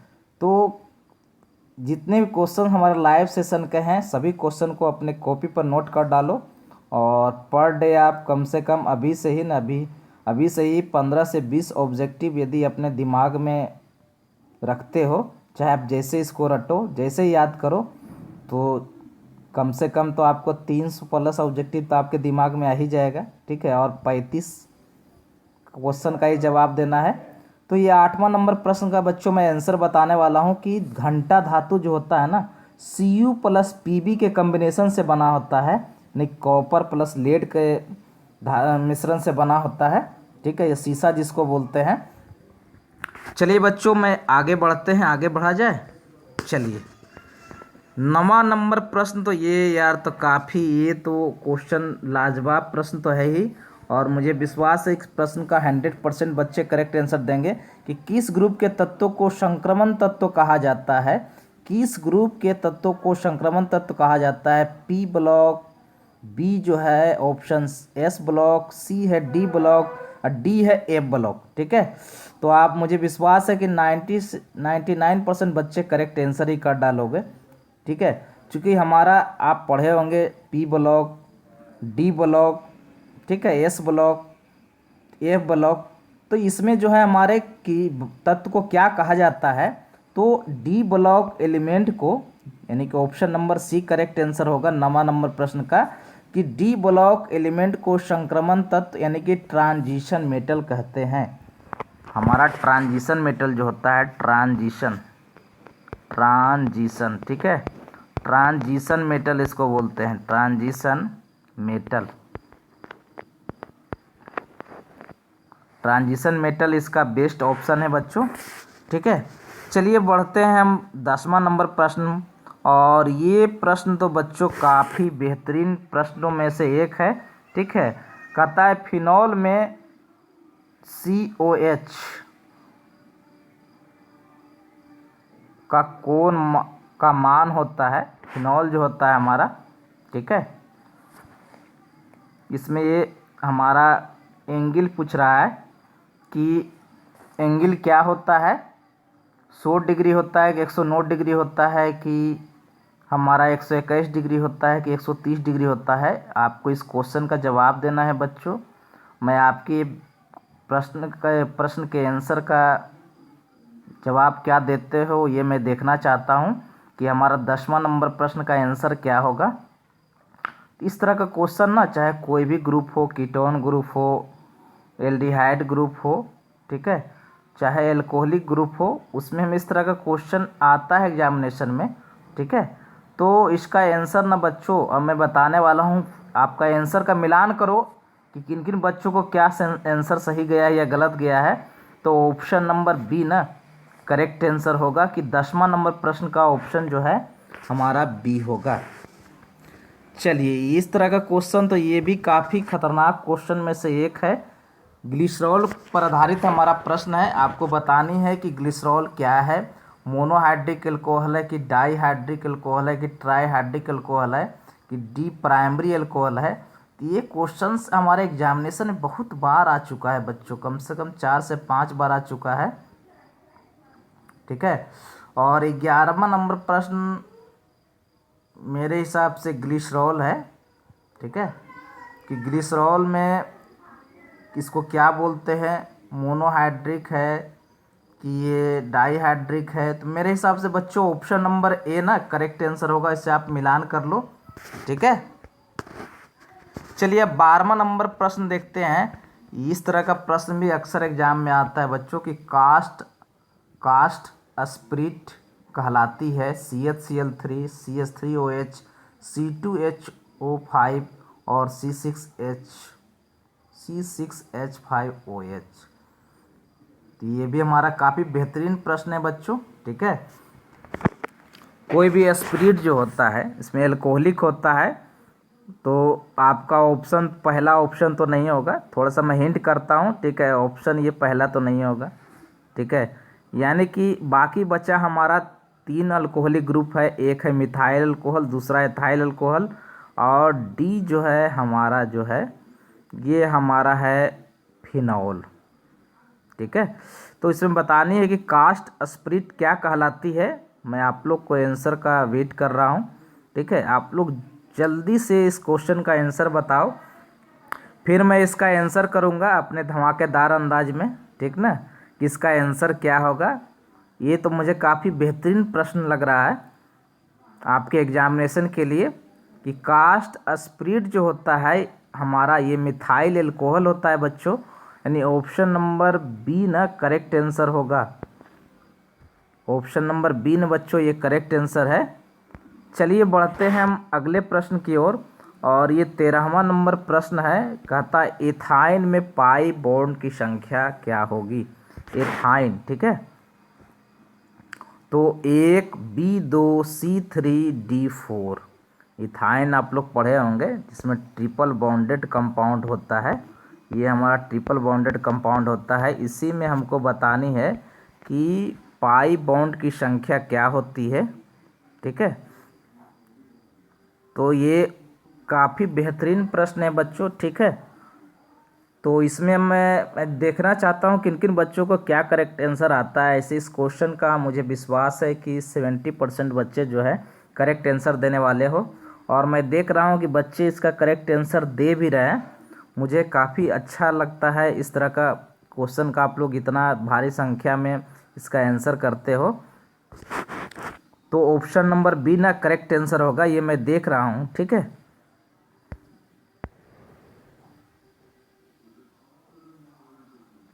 ये 14वां नंबर प्रश्न तो बच्चों ये भी काफ़ी शानदार प्रश्न है। और कहता है सामान्य सूत्र CnH2n+2 वाले यौगिक है एल्कीन, बी एल्काइन, सी एल्केन, डी नन। तो ये तो मुझे विश्वास है कि आप 100% बच्चे इसका करेक्ट आंसर डालोगे, क्योंकि इस तरह का प्रश्न पहले भी हमारे लाइव सेशन में आ चुका है। ठीक है, कि CnH2n+2 यानी कि इसको इस तरह से कह सकते हो कि हमारा यहाँ CH4 यानी कार्बन के परमाणु संख्या के दुगने से 2 अधिक। ठीक है, इस तरह का ये कंपाउंड है। कोई भी कंपाउंड इस तरह का आ सकता है हमारा, या फिर आप दूसरा ले लो C2 और 2 दूना 4 2 6 C2H6। इस तरह का कंपाउंड को क्या बोलते हैं, तो आप लोग एल्केन बोलते होंगे। ठीक है, तो ये अब देखते हैं 15वां नंबर प्रश्न।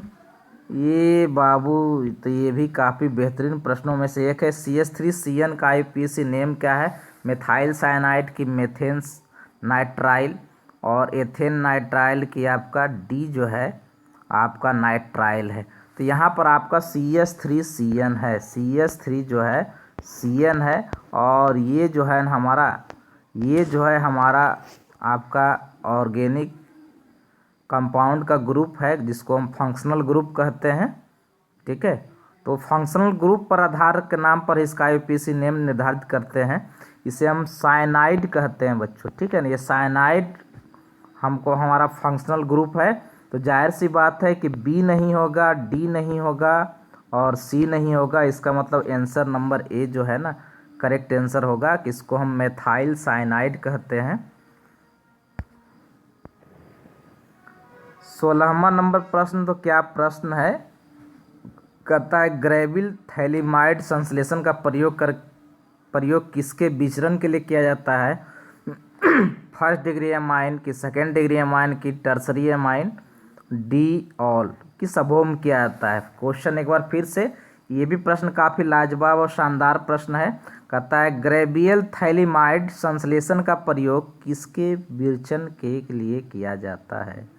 First degree amine, 2 degree amine और 3 डिग्री एमाइन। तो ग्रेवियल थैलिमाइड संश्लेषण का प्रयोग ना बच्चों आप लोग कॉपी पर इसे नोट कर लो, और जो बच्चे नोट कर लिए हैं आंसर कर दिए हैं अपने आंसर का मिलान करेंगे। ठीक है, कि इस क्वेश्चन का answer A number correct answer होगा, कि ग्रेवियल थैलिमाइड संश्लेषण का प्रयोग फर्स्ट डिग्री एमाइन के विचरण के लिए किया जाता है। विरचन के लिए किया जाता है, सॉरी। ये प्रश्न तो बच्चों काफ़ी बार आ चुका है कि C3H9N से बनने वाले बहुलक की संख्या क्या होगी। ऑप्शन ए है 2, बी है 3, सी है 4, डी है 6। इस क्वेश्चन आप लोग वेट करता हूँ कि इसका आंसर का क्या जवाब देते हो, क्या रिप्लाई आता है। ऑप्शन नंबर ए है 2, बी है 3, सी है 4, डी है 6। C3H9N में बहुलक की संख्या क्या होगी। ये हमारा 17वां नंबर प्रश्न है बच्चों हमारे इस लाइव सेशन का, ठीक है। और विशेष मैं क्या कहूँ, ठीक है।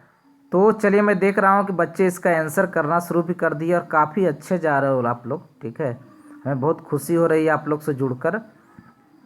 और मैं आप लोगों से पर डे कुछ ना कुछ सीखता रहता हूँ, तो आप लोग भी बच्चे कुछ सीखने का प्रयास कीजिए कि C3H9N से बनने वाले बहुलकों की संख्या जो होती है ना 4 होती है। नहीं, option number C correct answer होगा, ठीक है। 18वां नंबर प्रश्न तो ये काफ़ी शानदार प्रश्न है बच्चों। कहता है प्राकृतिक रबर एक बहुलक है ब्यूटाडाइन का, कि एथाइन का, कि स्टायरिन का, कि आइसोप्रीन का, ठीक है। तो इस तरह का प्रश्न का ये हमारा बहुलक पोलराइज, ठीक है। बताइए आप लोग इसका आंसर क्या होगा, फिर मैं देखता हूँ किन बच्चों का सही जा रहा है किन बच्चों का गलत जा रहा है। कि प्राकृतिक रबर एक बहुलक होता है, ठीक है। तो यहाँ पर जो हमारा जो है जितने भी हमारे क्वेश्चन का आंसर में 4 विकल्प दिए हुए हैं, चारों विकल्प में कौन सटीक आंसर है यही आपको बतानी है। तो मैं अब सस्पेंस तोड़ रहा हूँ बच्चों कि ऑप्शन नंबर डी ना करेक्ट आंसर होगा। कि आइसोप्रीन जो होता है हमारा प्राकृतिक रबर का एक उदाहरण है, ठीक है। एक बहुलक भी कह सकते हैं इसको। 19वां नंबर प्रश्न है, कहता है बूना एस में एस का अर्थ है sodium, sulphur, B styrene, D व्यापारिक नाम। बूना एस हमारा जो आपका रबर होता है, ठीक है, इसमें इसका नाम पूछता है कि हमारा इसका नाम क्या होगा। 19वां नंबर प्रश्न है हमारे इस लाइव सेशन का कि एस का अर्थ आपको बतानी है कि क्या होगा। तो मैं देख रहा हूँ कि इस लाइव सेशन में काफ़ी बच्चे जुड़ चुके हैं और जितना भीड़ बढ़ाइएगा हम लोग उतने उत्साहित होते हैं, ठीक है। और चलिए बच्चों मैं अब इसका आंसर बताने वाला हूँ कि ऑप्शन नंबर सी ना करेक्ट आंसर होगा। कि ब्यूना एन रस, एस में एस का अर्थ होता है स्टायरिन, एस का अर्थ होता है स्टायरिन। ये हमारा 19वां नंबर का C number option correct answer है।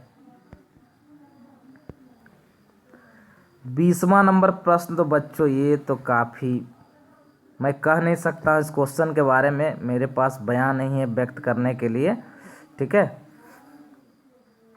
20 नंबर में कहता है रक्त का पीएच मान होता है 2 से 3 के बीच, 3 से 5 के बीच में, 6 से 10 के बीच में और 7.2 से 7.5 के बीच में। रक्त का जो पीएच मान होता है, यानी कि पीएच मान आप लोग पढ़े होंगे, पीएच मान बराबर होता है माइनस लॉग और ये होता है एच प्लस कंसंट्रेशन होता है, ठीक है। जिस कंसंट्रेशन को मोल पर लीटर कहते हैं, ये कंसंट्रेशन का ये नोटेशन है। तो रक्त का पीएच मान क्या होता है बच्चों यही हमें बतानी है। तो मैं देखना चाहता हूँ कि इस क्वेश्चन का कितने बच्चे सही कर रहे हो कितने बच्चे गलत कर रहे हो, या फिर कुछ बच्चे को क्वेश्चन का आंसर पता नहीं है। तो आप लोग क्या करो कि इसे नोट कर लो। मैं अब इसका आंसर बताने वाला हूँ कि ऑप्शन नंबर डी न बच्चों करेक्ट आंसर होगा। कि रक्त का पीएच मान 7.2 से 7.5 के बीच में होता है, ठीक है। ये हमारा बच्चों 20वां नंबर प्रश्न था हमारे इस लाइव सेशन का। ये काफ़ी बेहतरीन दौर है बच्चों, ठीक है। इस दौर को हमें भुलाना है और आगे बढ़ना है। कामयाबी उन्हीं बच्चों को मिलती है जो बच्चे एकदम कॉन्शस होते हैं, लेबर करते हैं और अपने काम के प्रति वफादार होते हैं। तो ये हमारा 21वां नंबर प्रश्न कहता है विटामिन सी का मुख्य स्रोत है नींबू तथा संतरा, बी केला था अनानास, सी जो है सेब था पपीता, डी है धान तथा गेहूँ। तो ये 21वां नंबर प्रश्न है तो आसान, थोड़ा कन्फ्यूजिंग करने वाला क्वेश्चन भी हो सकता है। ऐसे विटामिन सी, ठीक है, तो आप लोग जानते होंगे कि नींबू और संतरा, यानी ऑप्शन नंबर ए न बच्चों करेक्ट आंसर होगा कि नींबू तथा संतरा जो है विटामिन सी का मुख्य स्रोत होता है। देखते हैं बच्चों की 22वां नंबर हमारा प्रश्न क्या है। कहता है एंजाइम क्या है, कार्बोहाइड्रेट है कि लिपिड है कि प्रोटीन है कि डी नन ऑफ दीज है। ये भी प्रश्न काफ़ी बार आपके एग्जामिनेशन में आ चुका है बच्चों कि एंजाइम क्या है, कार्बोहाइड्रेट है कि लिपिड है कि प्रोटीन है कि इनमें से कोई नहीं है। ठीक है, आप लोग इस क्वेश्चन का आंसर करो, मैं देखता हूँ किन बच्चों का सही जा रहे हो, किन बच्चों का आंसर गलत आ रहा है। ठीक है, तो एंजाइम हमारा जो है ना बच्चों प्रोटीन होता है, एंजाइम जो है हमारा प्रोटीन होता है, यानी कि ऑप्शन नंबर सी ना करेक्ट आंसर होगा बच्चों। ऑप्शन नंबर सी जो है हमारा करेक्ट आंसर है।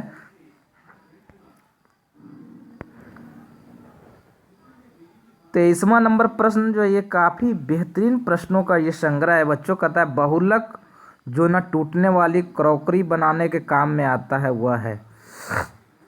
बहुलक जो न टूटने वाली क्रॉकरी बनाने के काम में आता है वह है मेलेमीन, पॉलीमेलेमीन, टेफ्लॉन और आपका डी डेक्रोन। यानी बहुलक बतानी है, सभी बहुलक मेलेमीन, पॉलीमेलेमीन, टेफ्लॉन और डेक्रोन। ये प्रश्न भी मुझे काफ़ी अच्छा लग रहा है। ठीक है, चूँकि ये क्वेश्चन लीक से हट कर है कि बहुलक जो न टूटने वाली क्रॉकरी बनाने के काम में आता है वह हमारा क्या है। ये बच्चों हमारा 23वां नंबर प्रश्न है हमारे लाइव सेशन का। ठीक है, इस लाइव सेशन को ना जाइए, छोड़ के जाना है आप लोग को। ठीक है, नहीं तो आप बहुत पछताओगे और अपने आप को आंकना है कि हमारे लाइव सेशन में जो हमारा क्वेश्चन है कितना सही गया कितना गलत गया।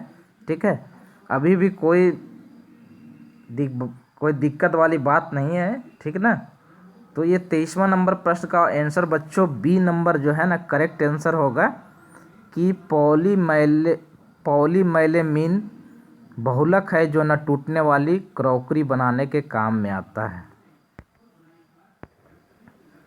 24वां नंबर प्रश्न देखते हैं बच्चों। 24वां नंबर कहता है रबड़ श्रेणी के सामान्य बहुलकों का उदाहरण है थायोकोल, बुना एन, GRN और ऑल। रबड़ श्रेणी के सामान्य बहुलकों का उदाहरण कौन सा है, ये हमें बतानी है। 24वां नंबर प्रश्न है बच्चों कि रबड़ श्रेणी के सामान्य बहुलकों को कौन कौन सा है, ये आपको बतानी है। थायोकोल है कि बुना एन है कि GRN है कि इनमें से सभी।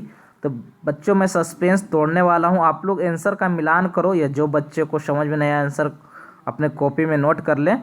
ठीक है, कि 24वां नंबर प्रश्न का ऑप्शन नंबर डी ना करेक्ट आंसर होगा कि सभी इसमें जो ऑप्शन है, तीन ऑप्शन थायोकोल, बुना एन और GRN सभी रबड़ श्रेणी के समान बहुलक हैं। 25वां नंबर प्रश्न तो बच्चों ये भी बहुत बार एग्जामिनेशन में आ चुका है कि प्रथम कोटि की अभिक्रिया के की इकाई होती है S-1, S-2, C जो है M/L, D नन। प्रथम कोटि की जो अभिक्रिया में जो वेग स्थिरांक होता है जिसे हम K कहते हैं, इसका हमको इकाई बताने हैं कि इसका इकाई क्या होगा। ठीक है बच्चों, तो प्रति सेकेंड K का यहाँ पर हमारा प्रति सेकेंड यानी option number A correct answer होगा। 26वां नंबर प्रश्न देखते हैं बच्चों क्या है। कहता है टॉयलिन नामक एंजाइम का स्रोत है अमाशय, जीव की लार और अग्नाशय। ये प्रश्न तो बच्चों काफ़ी लाजवाब शानदार, इसको VVI भी कह सकते हैं कि टॉयलिन नामक एंजाइम का मुख्य स्रोत है आत है कि अमाशय है कि जीव की लार है कि आपका अग्नाशय है। ये हमारा 26वां नंबर प्रश्न है बच्चों और ये भी क्वेश्चन मुझे काफ़ी बेहतरीन प्रश्न लग रहा है कि इस तरह का क्वेश्चन एग्जामिनेशन में बहुत बार पूछ चुका है और इस तरह का प्रश्न आता भी है हमारे एग्जामिनेशन में कि टॉयलिन नामक एंजाइम का मुख्य स्रोत क्या है, यही आपको बतानी है कि 26वां नंबर प्रश्न का बच्चों option number C correct answer होगा कि जीव की लार जो होती है ये टॉयलिन नामक एंजाइम का मुख्य स्रोत होता है। ठीक है, आप इसे नोट कर लें अपने कॉपी में। 27वां नंबर प्रश्न, ये भी काफ़ी बेहतरीन प्रश्न है बच्चों। कहता है P2O5 अच्छा है, एक अधिशोषक है कि अवशोषक है कि अवकारक है कि रंग विनाशक है। यानी कि फास्फोरस पेंटाऑक्साइड, P2O5 को कहते हैं फास्फोरस पेंटाऑक्साइड। आपको बतानी है कि क्या है। ये हमारा 27वां नंबर प्रश्न है बच्चों। लाइव सेशन को छोड़ के नहीं जाना है और इसमें देखना है कि आप कितना क्वेश्चंस कर पाते हो, या जिन क्वेश्चन का आंसर्स नहीं आ रहा है उससे आप मिलान कर लो कि हमारा फास्फोरस पेंटाऑक्साइड जो होता है ना, ये हमारा अवशोषक होता है। P2O5 जो होता है हमारा क्या होता है, अवशोषक होता है। 28वां नंबर प्रश्न देखते हैं बच्चों, क्या है। कहता है ताजे अपक्षेप को कोलाइड में बदला जा सकता है कोएगुलेशन के द्वारा, पेप्टाइजेशन के द्वारा, डिफ्यूजन के द्वारा और इनमें से कोई नहीं। यानी कि ताजे अपक्षेप को कोलाइड में बदला जाता है तो उसमें किस चीज़ का प्रयोग होता है, यही हमें बतानी है 28वां नंबर प्रश्न में बच्चों, कि ताजे अपक्षेप को कोलाइड में बदलने के लिए किसके द्वारा ये बदला जाएगा। सीधा सीधी दिमाग में ये रखो और इस क्वेश्चन का आंसर मिलान करो। जो बच्चे को समझ में आ रहा है उसका आंसर लिखेंगे, मैं बताऊंगा चंद सेकंड में ही। और जिन बच्चों को आता है कि ये क्वेश्चन हम कर लेंगे, बच्चों आंसर का मिलान करें। ऑप्शन नंबर हमारा जो है बी 28 का बी जो है ना बच्चों, करेक्ट आंसर है कि पेप्टाइजेशन के द्वारा ताजे अपक्षेप को कोलाइड में बदला जा सकता है। चलिए आगे बढ़ूं। 29वां नंबर प्रश्न तो बच्चों और भी बेहतरीन प्रश्न है। कहता है दूध एक उदाहरण है जैल का, शॉल का, निलंबन का और पायस का। ठीक है, दूध हमारा किसका उदाहरण है ये बतानी है। इस क्वेश्चन में आप लोग वेट करता हूँ। है तो प्रश्न बहुत छोटा, लेकिन कहता है ना कि देखन में छोटन लगे और घाव करे गंभीर वाली कहानी है इस क्वेश्चन के साथ। तो बच्चों मैं देख रहा हूँ कुछ बच्चे सही भी कर रहे हो, कुछ बच्चे गलत भी इसका आंसर कर रहे हो, लेकिन करेक्ट तो करना चाहिए आप लोग को चूँकि समय कम बचा है। ठीक है, तो मैं इसका आंसर करता हूँ कि दूध हमारा जो बच्चों ना, ये हमारा पायस का उदाहरण है। 30वां नंबर प्रश्न तो बच्चों ये भी काफ़ी बेहतरीन प्रश्नों में से एक है। कहता है NOH इनमें से किसे कहते हैं, कास्टिक सोडा, धोबिया सोडा, कास्टिक पोटाश और ऑल। ठीक है, तो यहाँ पे धोबिया सोडा ये हमारा Na2CO3 होता है, कास्टिक सोडा KOH होता है, कास्टिक पोटाश KOH होता है, कास्टिक सोडा NaOH होगा जी। ये 30वां नंबर का प्रश्न का बच्चों ऑप्शन नंबर ए करेक्ट होगा कि NaOH को हम कास्टिक सोडा कहते हैं। तो मैं एक और बात बताना चाहता हूँ बच्चों कि आप लोग लाइव सेशन में जुड़ते ही हो, लेकिन हमारे लाइव सेशन में जितने भी प्रश्न होते हैं सभी प्रश्न का आंसर कर डालो अपने कॉपी में और इसे रखो नहीं। ठीक है, इसे क्या करना है, एकदम रट्टा मार जाना है जिसका, और आपके पास दूसरा ऑप्शन कोई नहीं है। मेरी बात को मानिए तो आप अच्छे नंबर ला सकते हो बच्चों। ठीक है, तो ये हमारा लाइव सेशन का ये दूसरा हमारा केमिस्ट्री में लाइव टेस्ट है। ठीक है, तो इसमें आप क्या है ना, इस के दरमियान जो है आप लोग को बतानी है कि आज का हमारा क्वेश्चन का सिलेक्शन कैसा है और आपके लिए क्या मायने रखता है या नहीं रखता है, आप कितना अंक लाते हो ये भी हमें कमेंट बॉक्स में लिख के बताइएगा कि सर आज हमने इतना प्रश्न का आंसर सही किया। ठीक है, उससे क्या है ना कि आपका कॉन्फिडेंस लेवल बढ़ेगा। कभी कभी क्या एग्जामिनेशन में होती है कि जो आप क्वेश्चन पढ़े हो वही बार बार आ जाता है। ठीक है, क्योंकि क्वेश्चन तो हमारा सब्जेक्ट के से ही लेगा जो सब्जेक्ट का हो, और उसका बेसिक कंसेप्ट से ही क्वेश्चन उठा के रहता है, कोई भी आप एग्ज़ाम ले लो। ठीक है, तो विशेष मैं कुछ नहीं कहना चाहता हूँ कि बच्चे आप लोग खूब पढ़ो, डट के पढ़ो। ठीक है, तो बेस्ट ऑफ लक बच्चों।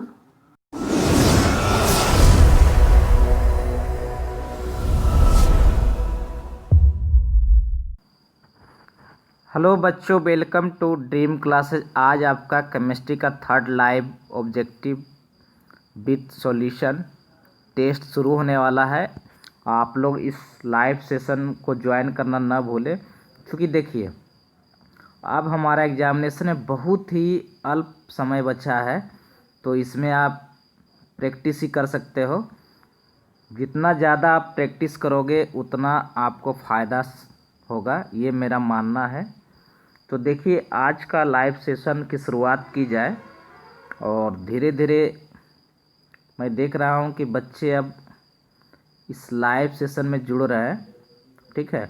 और हमारे रात्रि के 10 बज चुके हैं और ये आपका पर डे केमिस्ट्री का लाइव टेस्ट 10 बजे होता है। तो आप लोग इस लाइव सेशन को ज्वाइन करना ना भूलें। तो चलिए बच्चों, आज की लाइव सेशन की शुरुआत की जाए। तो पहला क्वेश्चन है, एल्कोहल का सामान्य सूत्र क्या है?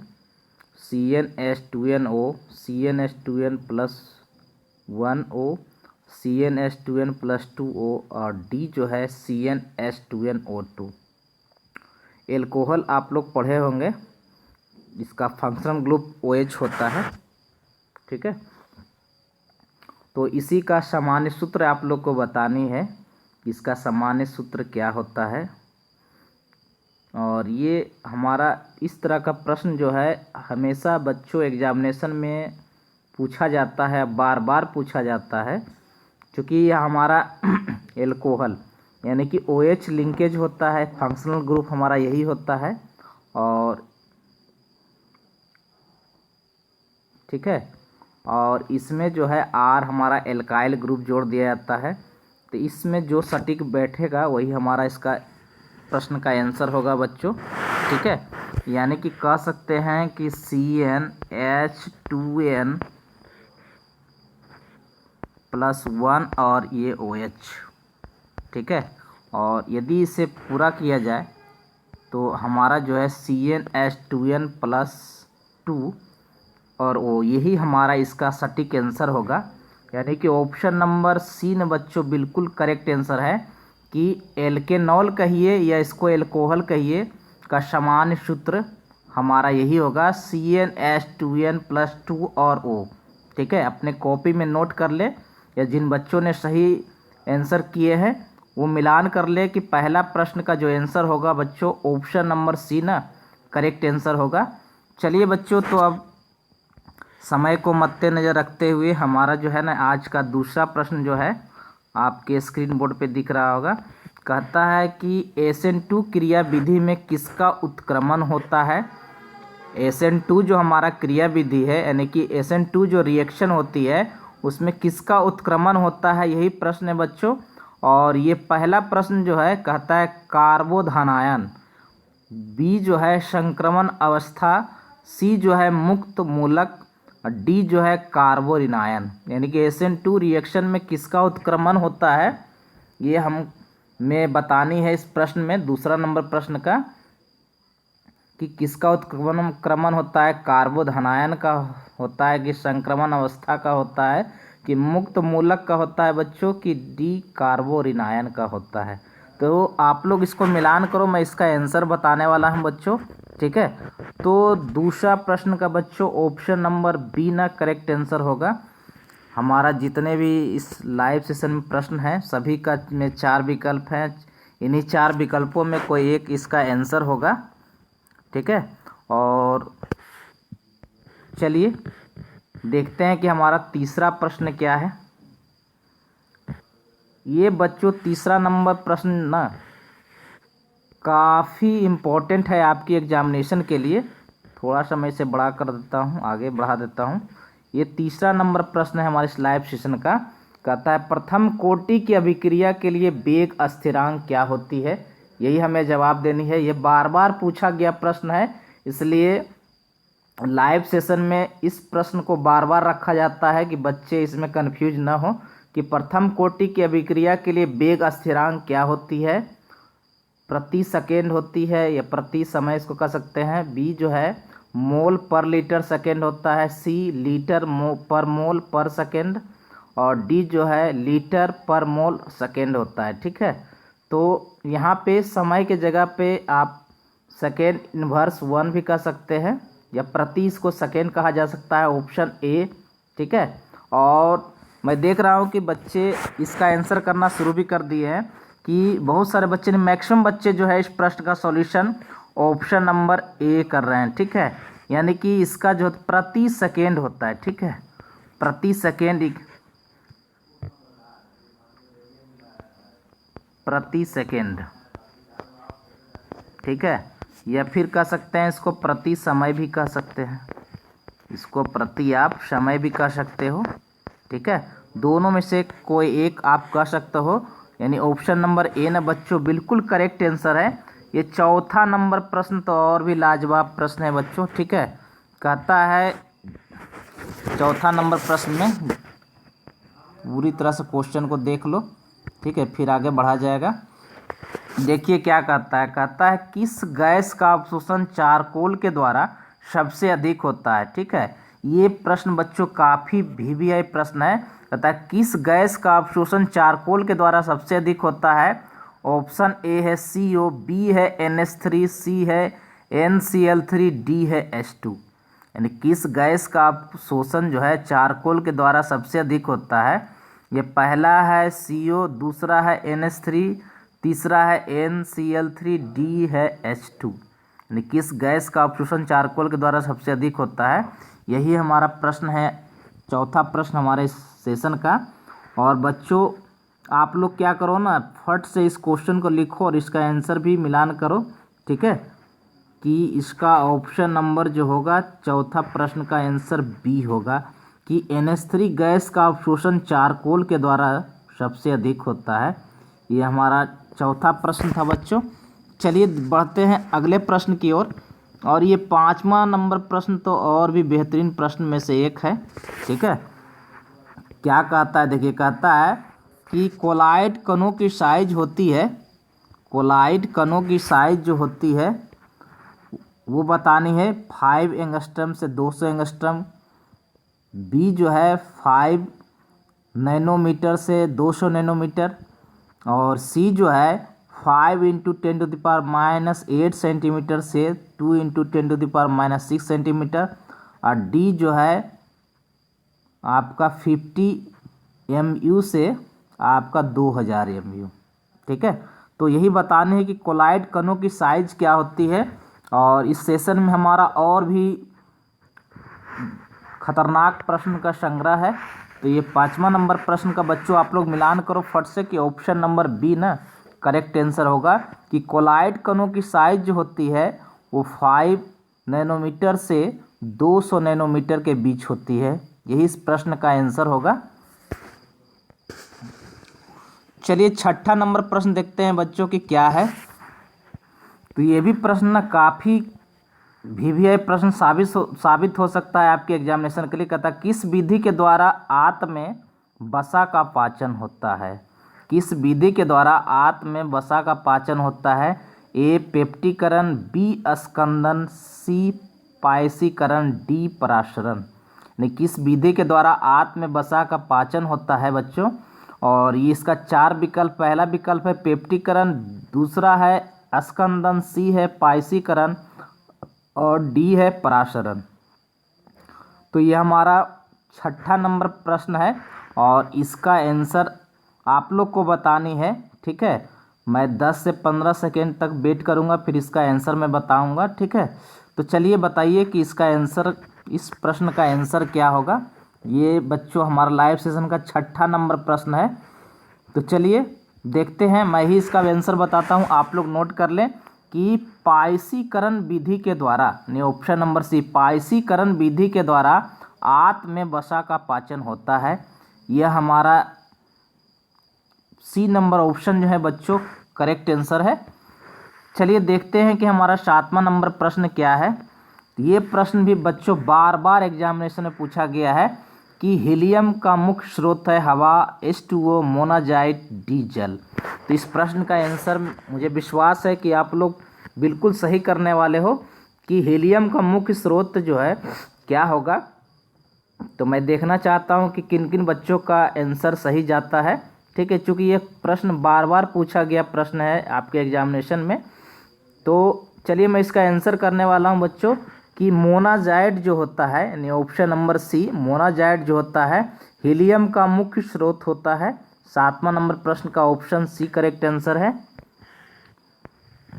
चलिए बच्चों देखते हैं 8वां नंबर प्रश्न क्या है। तो 8वां नंबर प्रश्न भी काफ़ी बेहतरीन प्रश्नों में से एक है। कहता है क्रायोलाइट का सूत्र है, पहला ऑप्शन है FeO Cr2O3, बी जो है Na3Al F6, सी जो है Ag2S, डी जो है CuFeS2। यानी क्रायोलाइट का जो सूत्र है वो है आपका FeOCr2O3, बी जो है Na3Al F6 और सी जो है Ag2S, डी जो है CuFeS2।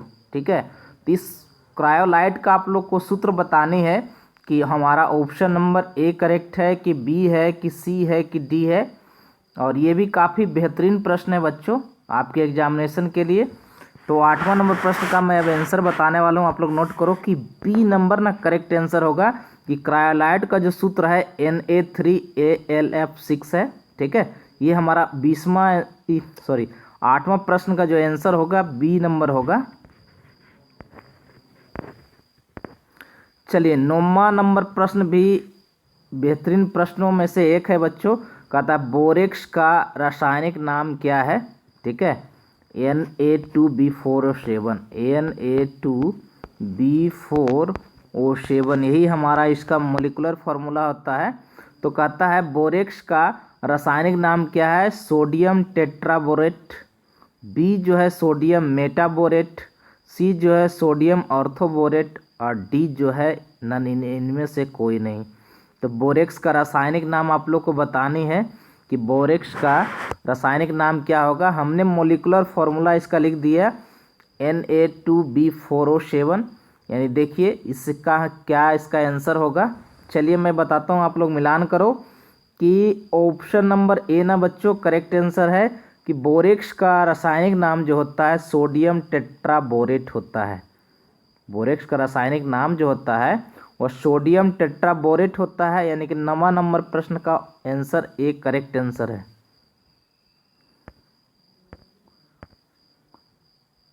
चलिए बच्चों देखते हैं अब 10वां नंबर हमारा प्रश्न क्या है इस सेशन का। तो देखिए 10वां नंबर प्रश्न भी आपको दिख रहा होगा। ठीक है, कहता है अमोनिया गैस को निर्जल करने के लिए उसे प्रवाहित करते हैं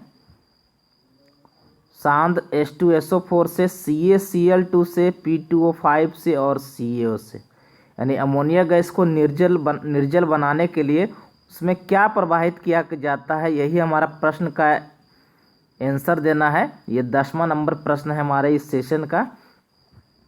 तो बताइए कि आप लोग इस प्रश्न का आंसर क्या होगा। मैं देखता हूँ फिर बताता हूँ कि इसका आंसर क्या होना चाहिए। ठीक है, तो देख रहा हूँ कि काफ़ी संख्या में बच्चे जो हैं इसका आंसर करना शुरू भी कर दिए और काफ़ी अच्छे कर रहे हैं। ठीक है, तो चलिए मैं इसका आंसर करता हूँ बच्चों कि डी नंबर ना करेक्ट आंसर होगा कि CaO से अमोनिया गैस को निर्जलित किया जाता है।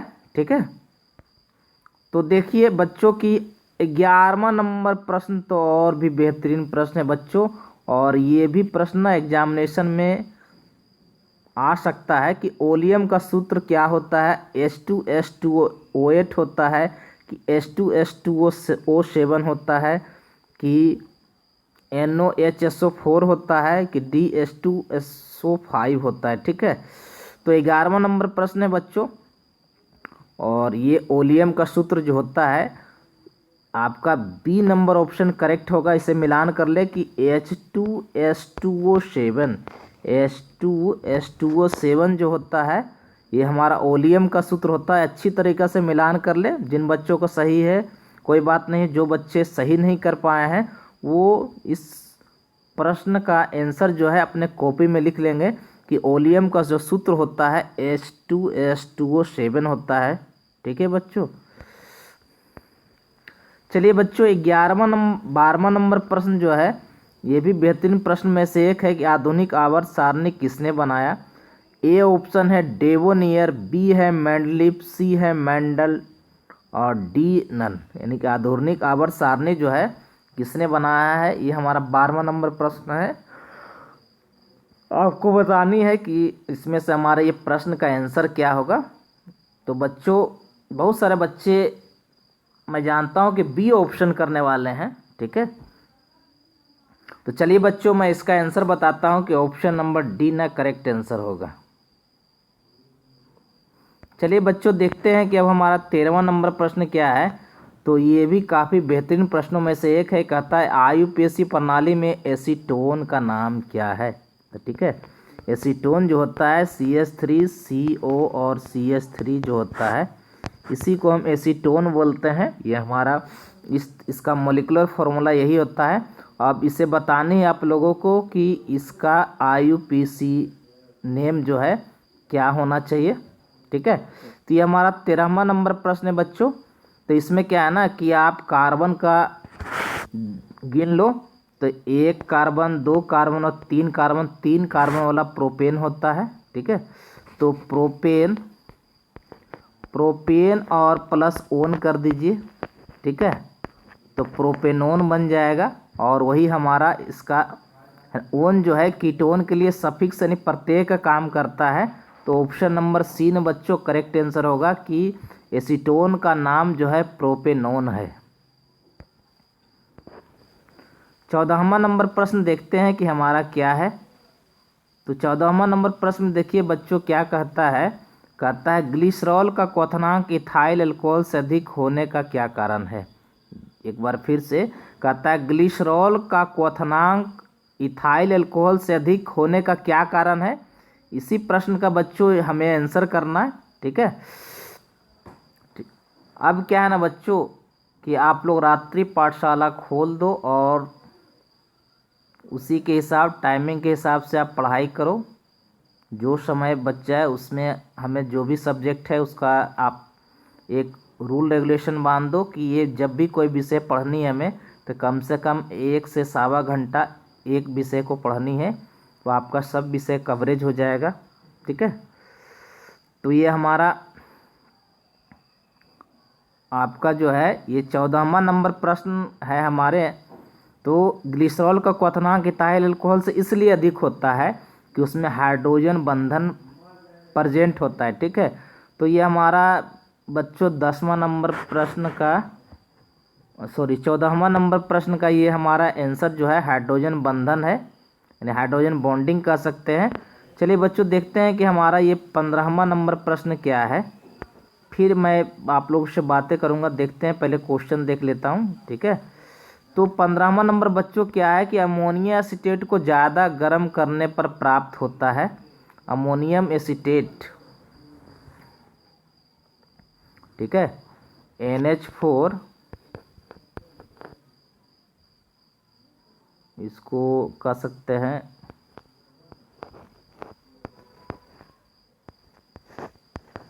CH3COO NH4। ठीक है, इसमें लिंकेज होता है। तो बच्चों ये 15वां नंबर प्रश्न का ना option number C correct answer है कि एसीटामाइड इसको कहते हैं। इसे हम एसीटामाइड इसको कहते हैं। ठीक है, नोट कर ले, इस प्रश्न का आंसर सी होगा। 16वां नंबर प्रश्न तो बच्चों और भी बेहतरीन प्रश्न है। कहता है कार्बोक्सिलिक अम्लों का क्रियाशील मूलक क्या है। तो पहले ये तो आप मुझे विश्वास है कि 16वां नंबर प्रश्न का आप लोग 110% बच्चे करेक्ट आंसर करेंगे। और मैं धीरे धीरे देख भी रहा हूँ कि बच्चे इसका आंसर करना शुरू भी कर दिए हैं। और आंसर जो है ना इस बार ऑप्शन नंबर सी कर रहे हैं कि 16वां नंबर प्रश्न का सी हमारा कार्बोक्सिलिक अम्ल का जो है हमारा ये COOH होता है। इसमें आप जो लगा दो इसके आगे। ठीक है, और इसी से पहचाना जाता है कि ये हमारा कार्बोक्सिलिक अम्ल है।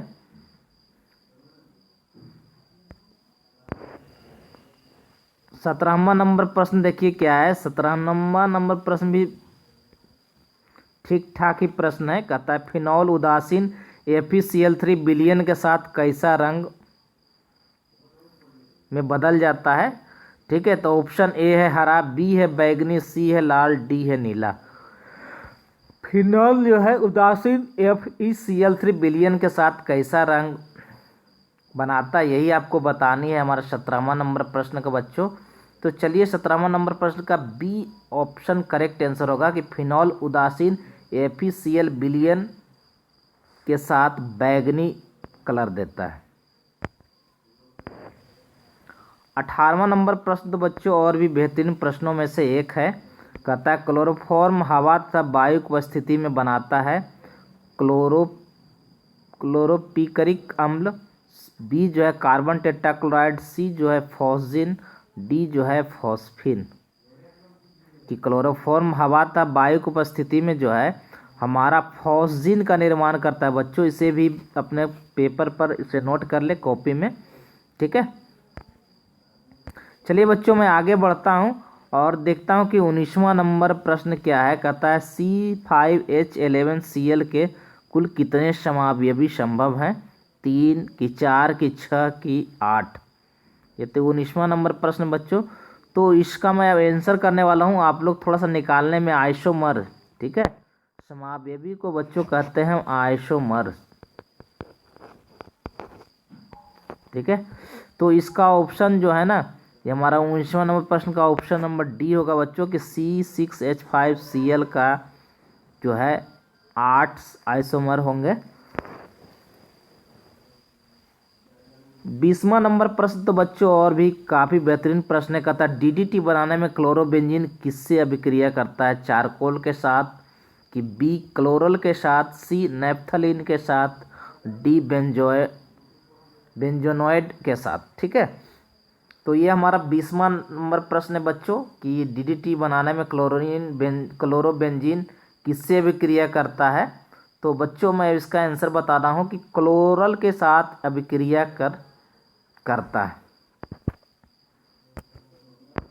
21वां नंबर प्रश्न तो और भी बेहतरीन प्रश्न है। कहता है जर्मन सिल्वर में सिल्वर की प्रतिशतता क्या है? आपका 25% है कि 50% है कि 0% है कि 75% है? कि जर्मन सिल्वर में सिल्वर की प्रतिशतता जो होती है वह क्या होती है? तो ऑप्शन नंबर बी न बच्चों सॉरी 21वां नंबर प्रश्न का ऑप्शन नंबर सी जो है करेक्ट आंसर होगा कि जर्मन सिल्वर में सिल्वर के परसेंटेज 0 होती है। चलिए बच्चों देखता हूं कि 22वां नंबर प्रश्न क्या है हमारे इस सेशन में। तो देखिए कहता है संक्रमण तत्वों का स्थान आवर्त सारणी के अंतर्गत किसमें आता है? एस ब्लॉक में, पी ब्लॉक में, डी ब्लॉक में और नन ऑफ दीज। तो ये 22वां नंबर प्रश्न है बच्चों। 22वां नंबर का सभी बच्चे आंसर मारोगे डी ब्लॉक, क्योंकि डी ब्लॉक का एलिमेंट संक्रमण तत्व या ट्रांजिशन एलिमेंट कहलाता है। चलिए बच्चों अब देखते हैं कि अगला प्रश्न हमारा क्या है। 23वां नंबर प्रश्न, और ये भी बेहतरीन प्रश्न होना चाहिए हमें। कहता निम्न में कौन चमड़े पर काला धब्बा पैदा करता है? NaNO3, AgNO3, CuNO3 का होल 2 और CaNO3 का होल 2, ठीक है बच्चों। तो ये 23वां नंबर प्रश्न है लाइव सेशन का। तो मैं ज़्यादा सस्पेंस रखूँगा नहीं, चूँकि रात्रि के 10 सवा 10 बज चुके हैं, 10:30 के आसपास, ठीक है। तो चलिए 23वां नंबर प्रश्न का मैं आंसर है बच्चों ऑप्शन नंबर ए करता हूँ कि NaNO3 जो है चमड़े पर काला धब्बा पैदा करता है। 24वां नंबर प्रश्न बच्चों, तो ये भी बेहतरीन प्रश्नों में से एक है। कहता है ब्लिस्टर कॉपर है, शुद्ध कॉपर, बी है कॉपर है, सी है कॉपर का मिश्र धातु, डी जो है कॉपर प्लस अशुद्धि। यानी ब्लिस्टर का कॉपर है, ये हमको बतानी है कि कौन सा है, शुद्ध कॉपर है कि कॉपर का अयस्क है, कॉपर का मिश्र धातु है कि कॉपर प्लस अशुद्धि है। तो 24वां नंबर प्रश्न का बच्चों फट से आप लोग जवाब दो, और जिन बच्चों का आंसर आ गया है वो मिलान करेंगे, जिन बच्चों का आंसर नहीं है अपने कॉपी पर तुरंत लिखना है।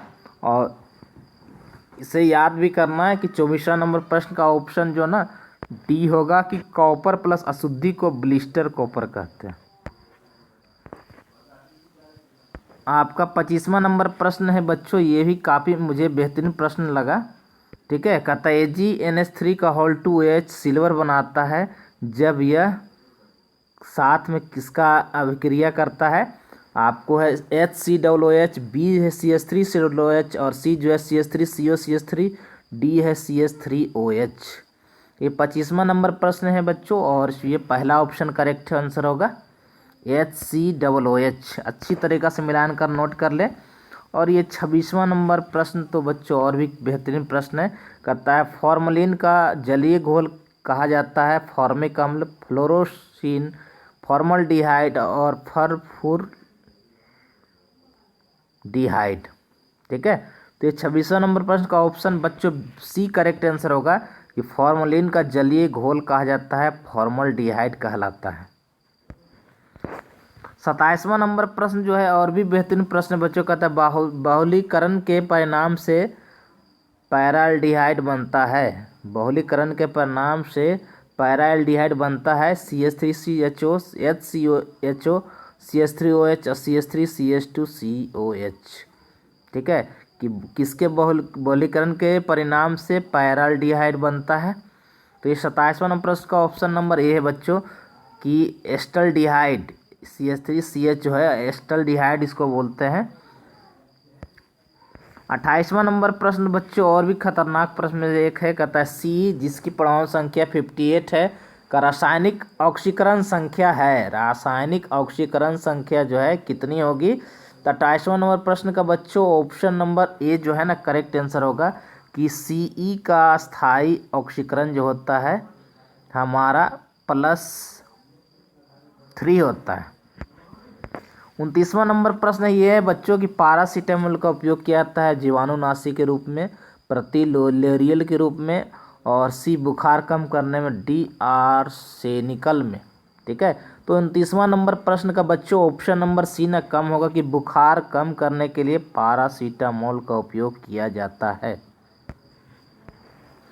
30वां नंबर प्रश्न बच्चों और ये भी बहुत खतरनाक प्रश्न में से एक है, कहता है कि डिटॉल में प्रतिरोधी उपस्थित हैं क्वानालिन, क्लोरोजाइलिनॉल, सी जो है बिथियोनल, डी है इनमें से कोई नहीं। तो ये 30वां नंबर प्रश्न है बच्चों हमारे इस सेशन का, और इस समय आंसर बताने वाला हूँ अब कि डेटॉल में प्रतिरोधी उपस्थित होता है वह है क्लोरोजाइलिनॉल, वह है हमारा क्लोरोजाइलिनॉल। ठीक है, ये हमारा यानी कि बी नंबर प्रश्न बच्चों इसका करेक्ट आंसर होगा। तो हमारे जितने भी लाइव सेशन होंगे उसको ज्वाइन करना ना भूलेंगे। ठीक है, क्योंकि अब यही सब प्रश्न आपके एग्जामिनेशन के लिए काफ़ी VVI साबित हो सकता है। ठीक है, और ये नीचे कमेंट करके ज़रूर बताइएगा कि किन किन बच्चों का कितना आज के सेशन में नंबर प्राप्त किए हैं, ये बिल्कुल ज़रूरी है। इससे क्या है ना कि कॉन्फिडेंस पावर आप लोग का जो है और भी काफ़ी बढ़ेगा। तो चलिए बच्चों देखता हूँ कि इसका हमें क्या रिप्लाई आप लोग देते हो इस सेशन का। ठीक है, तो बेस्ट ऑफ लक, शुभ रात्रि।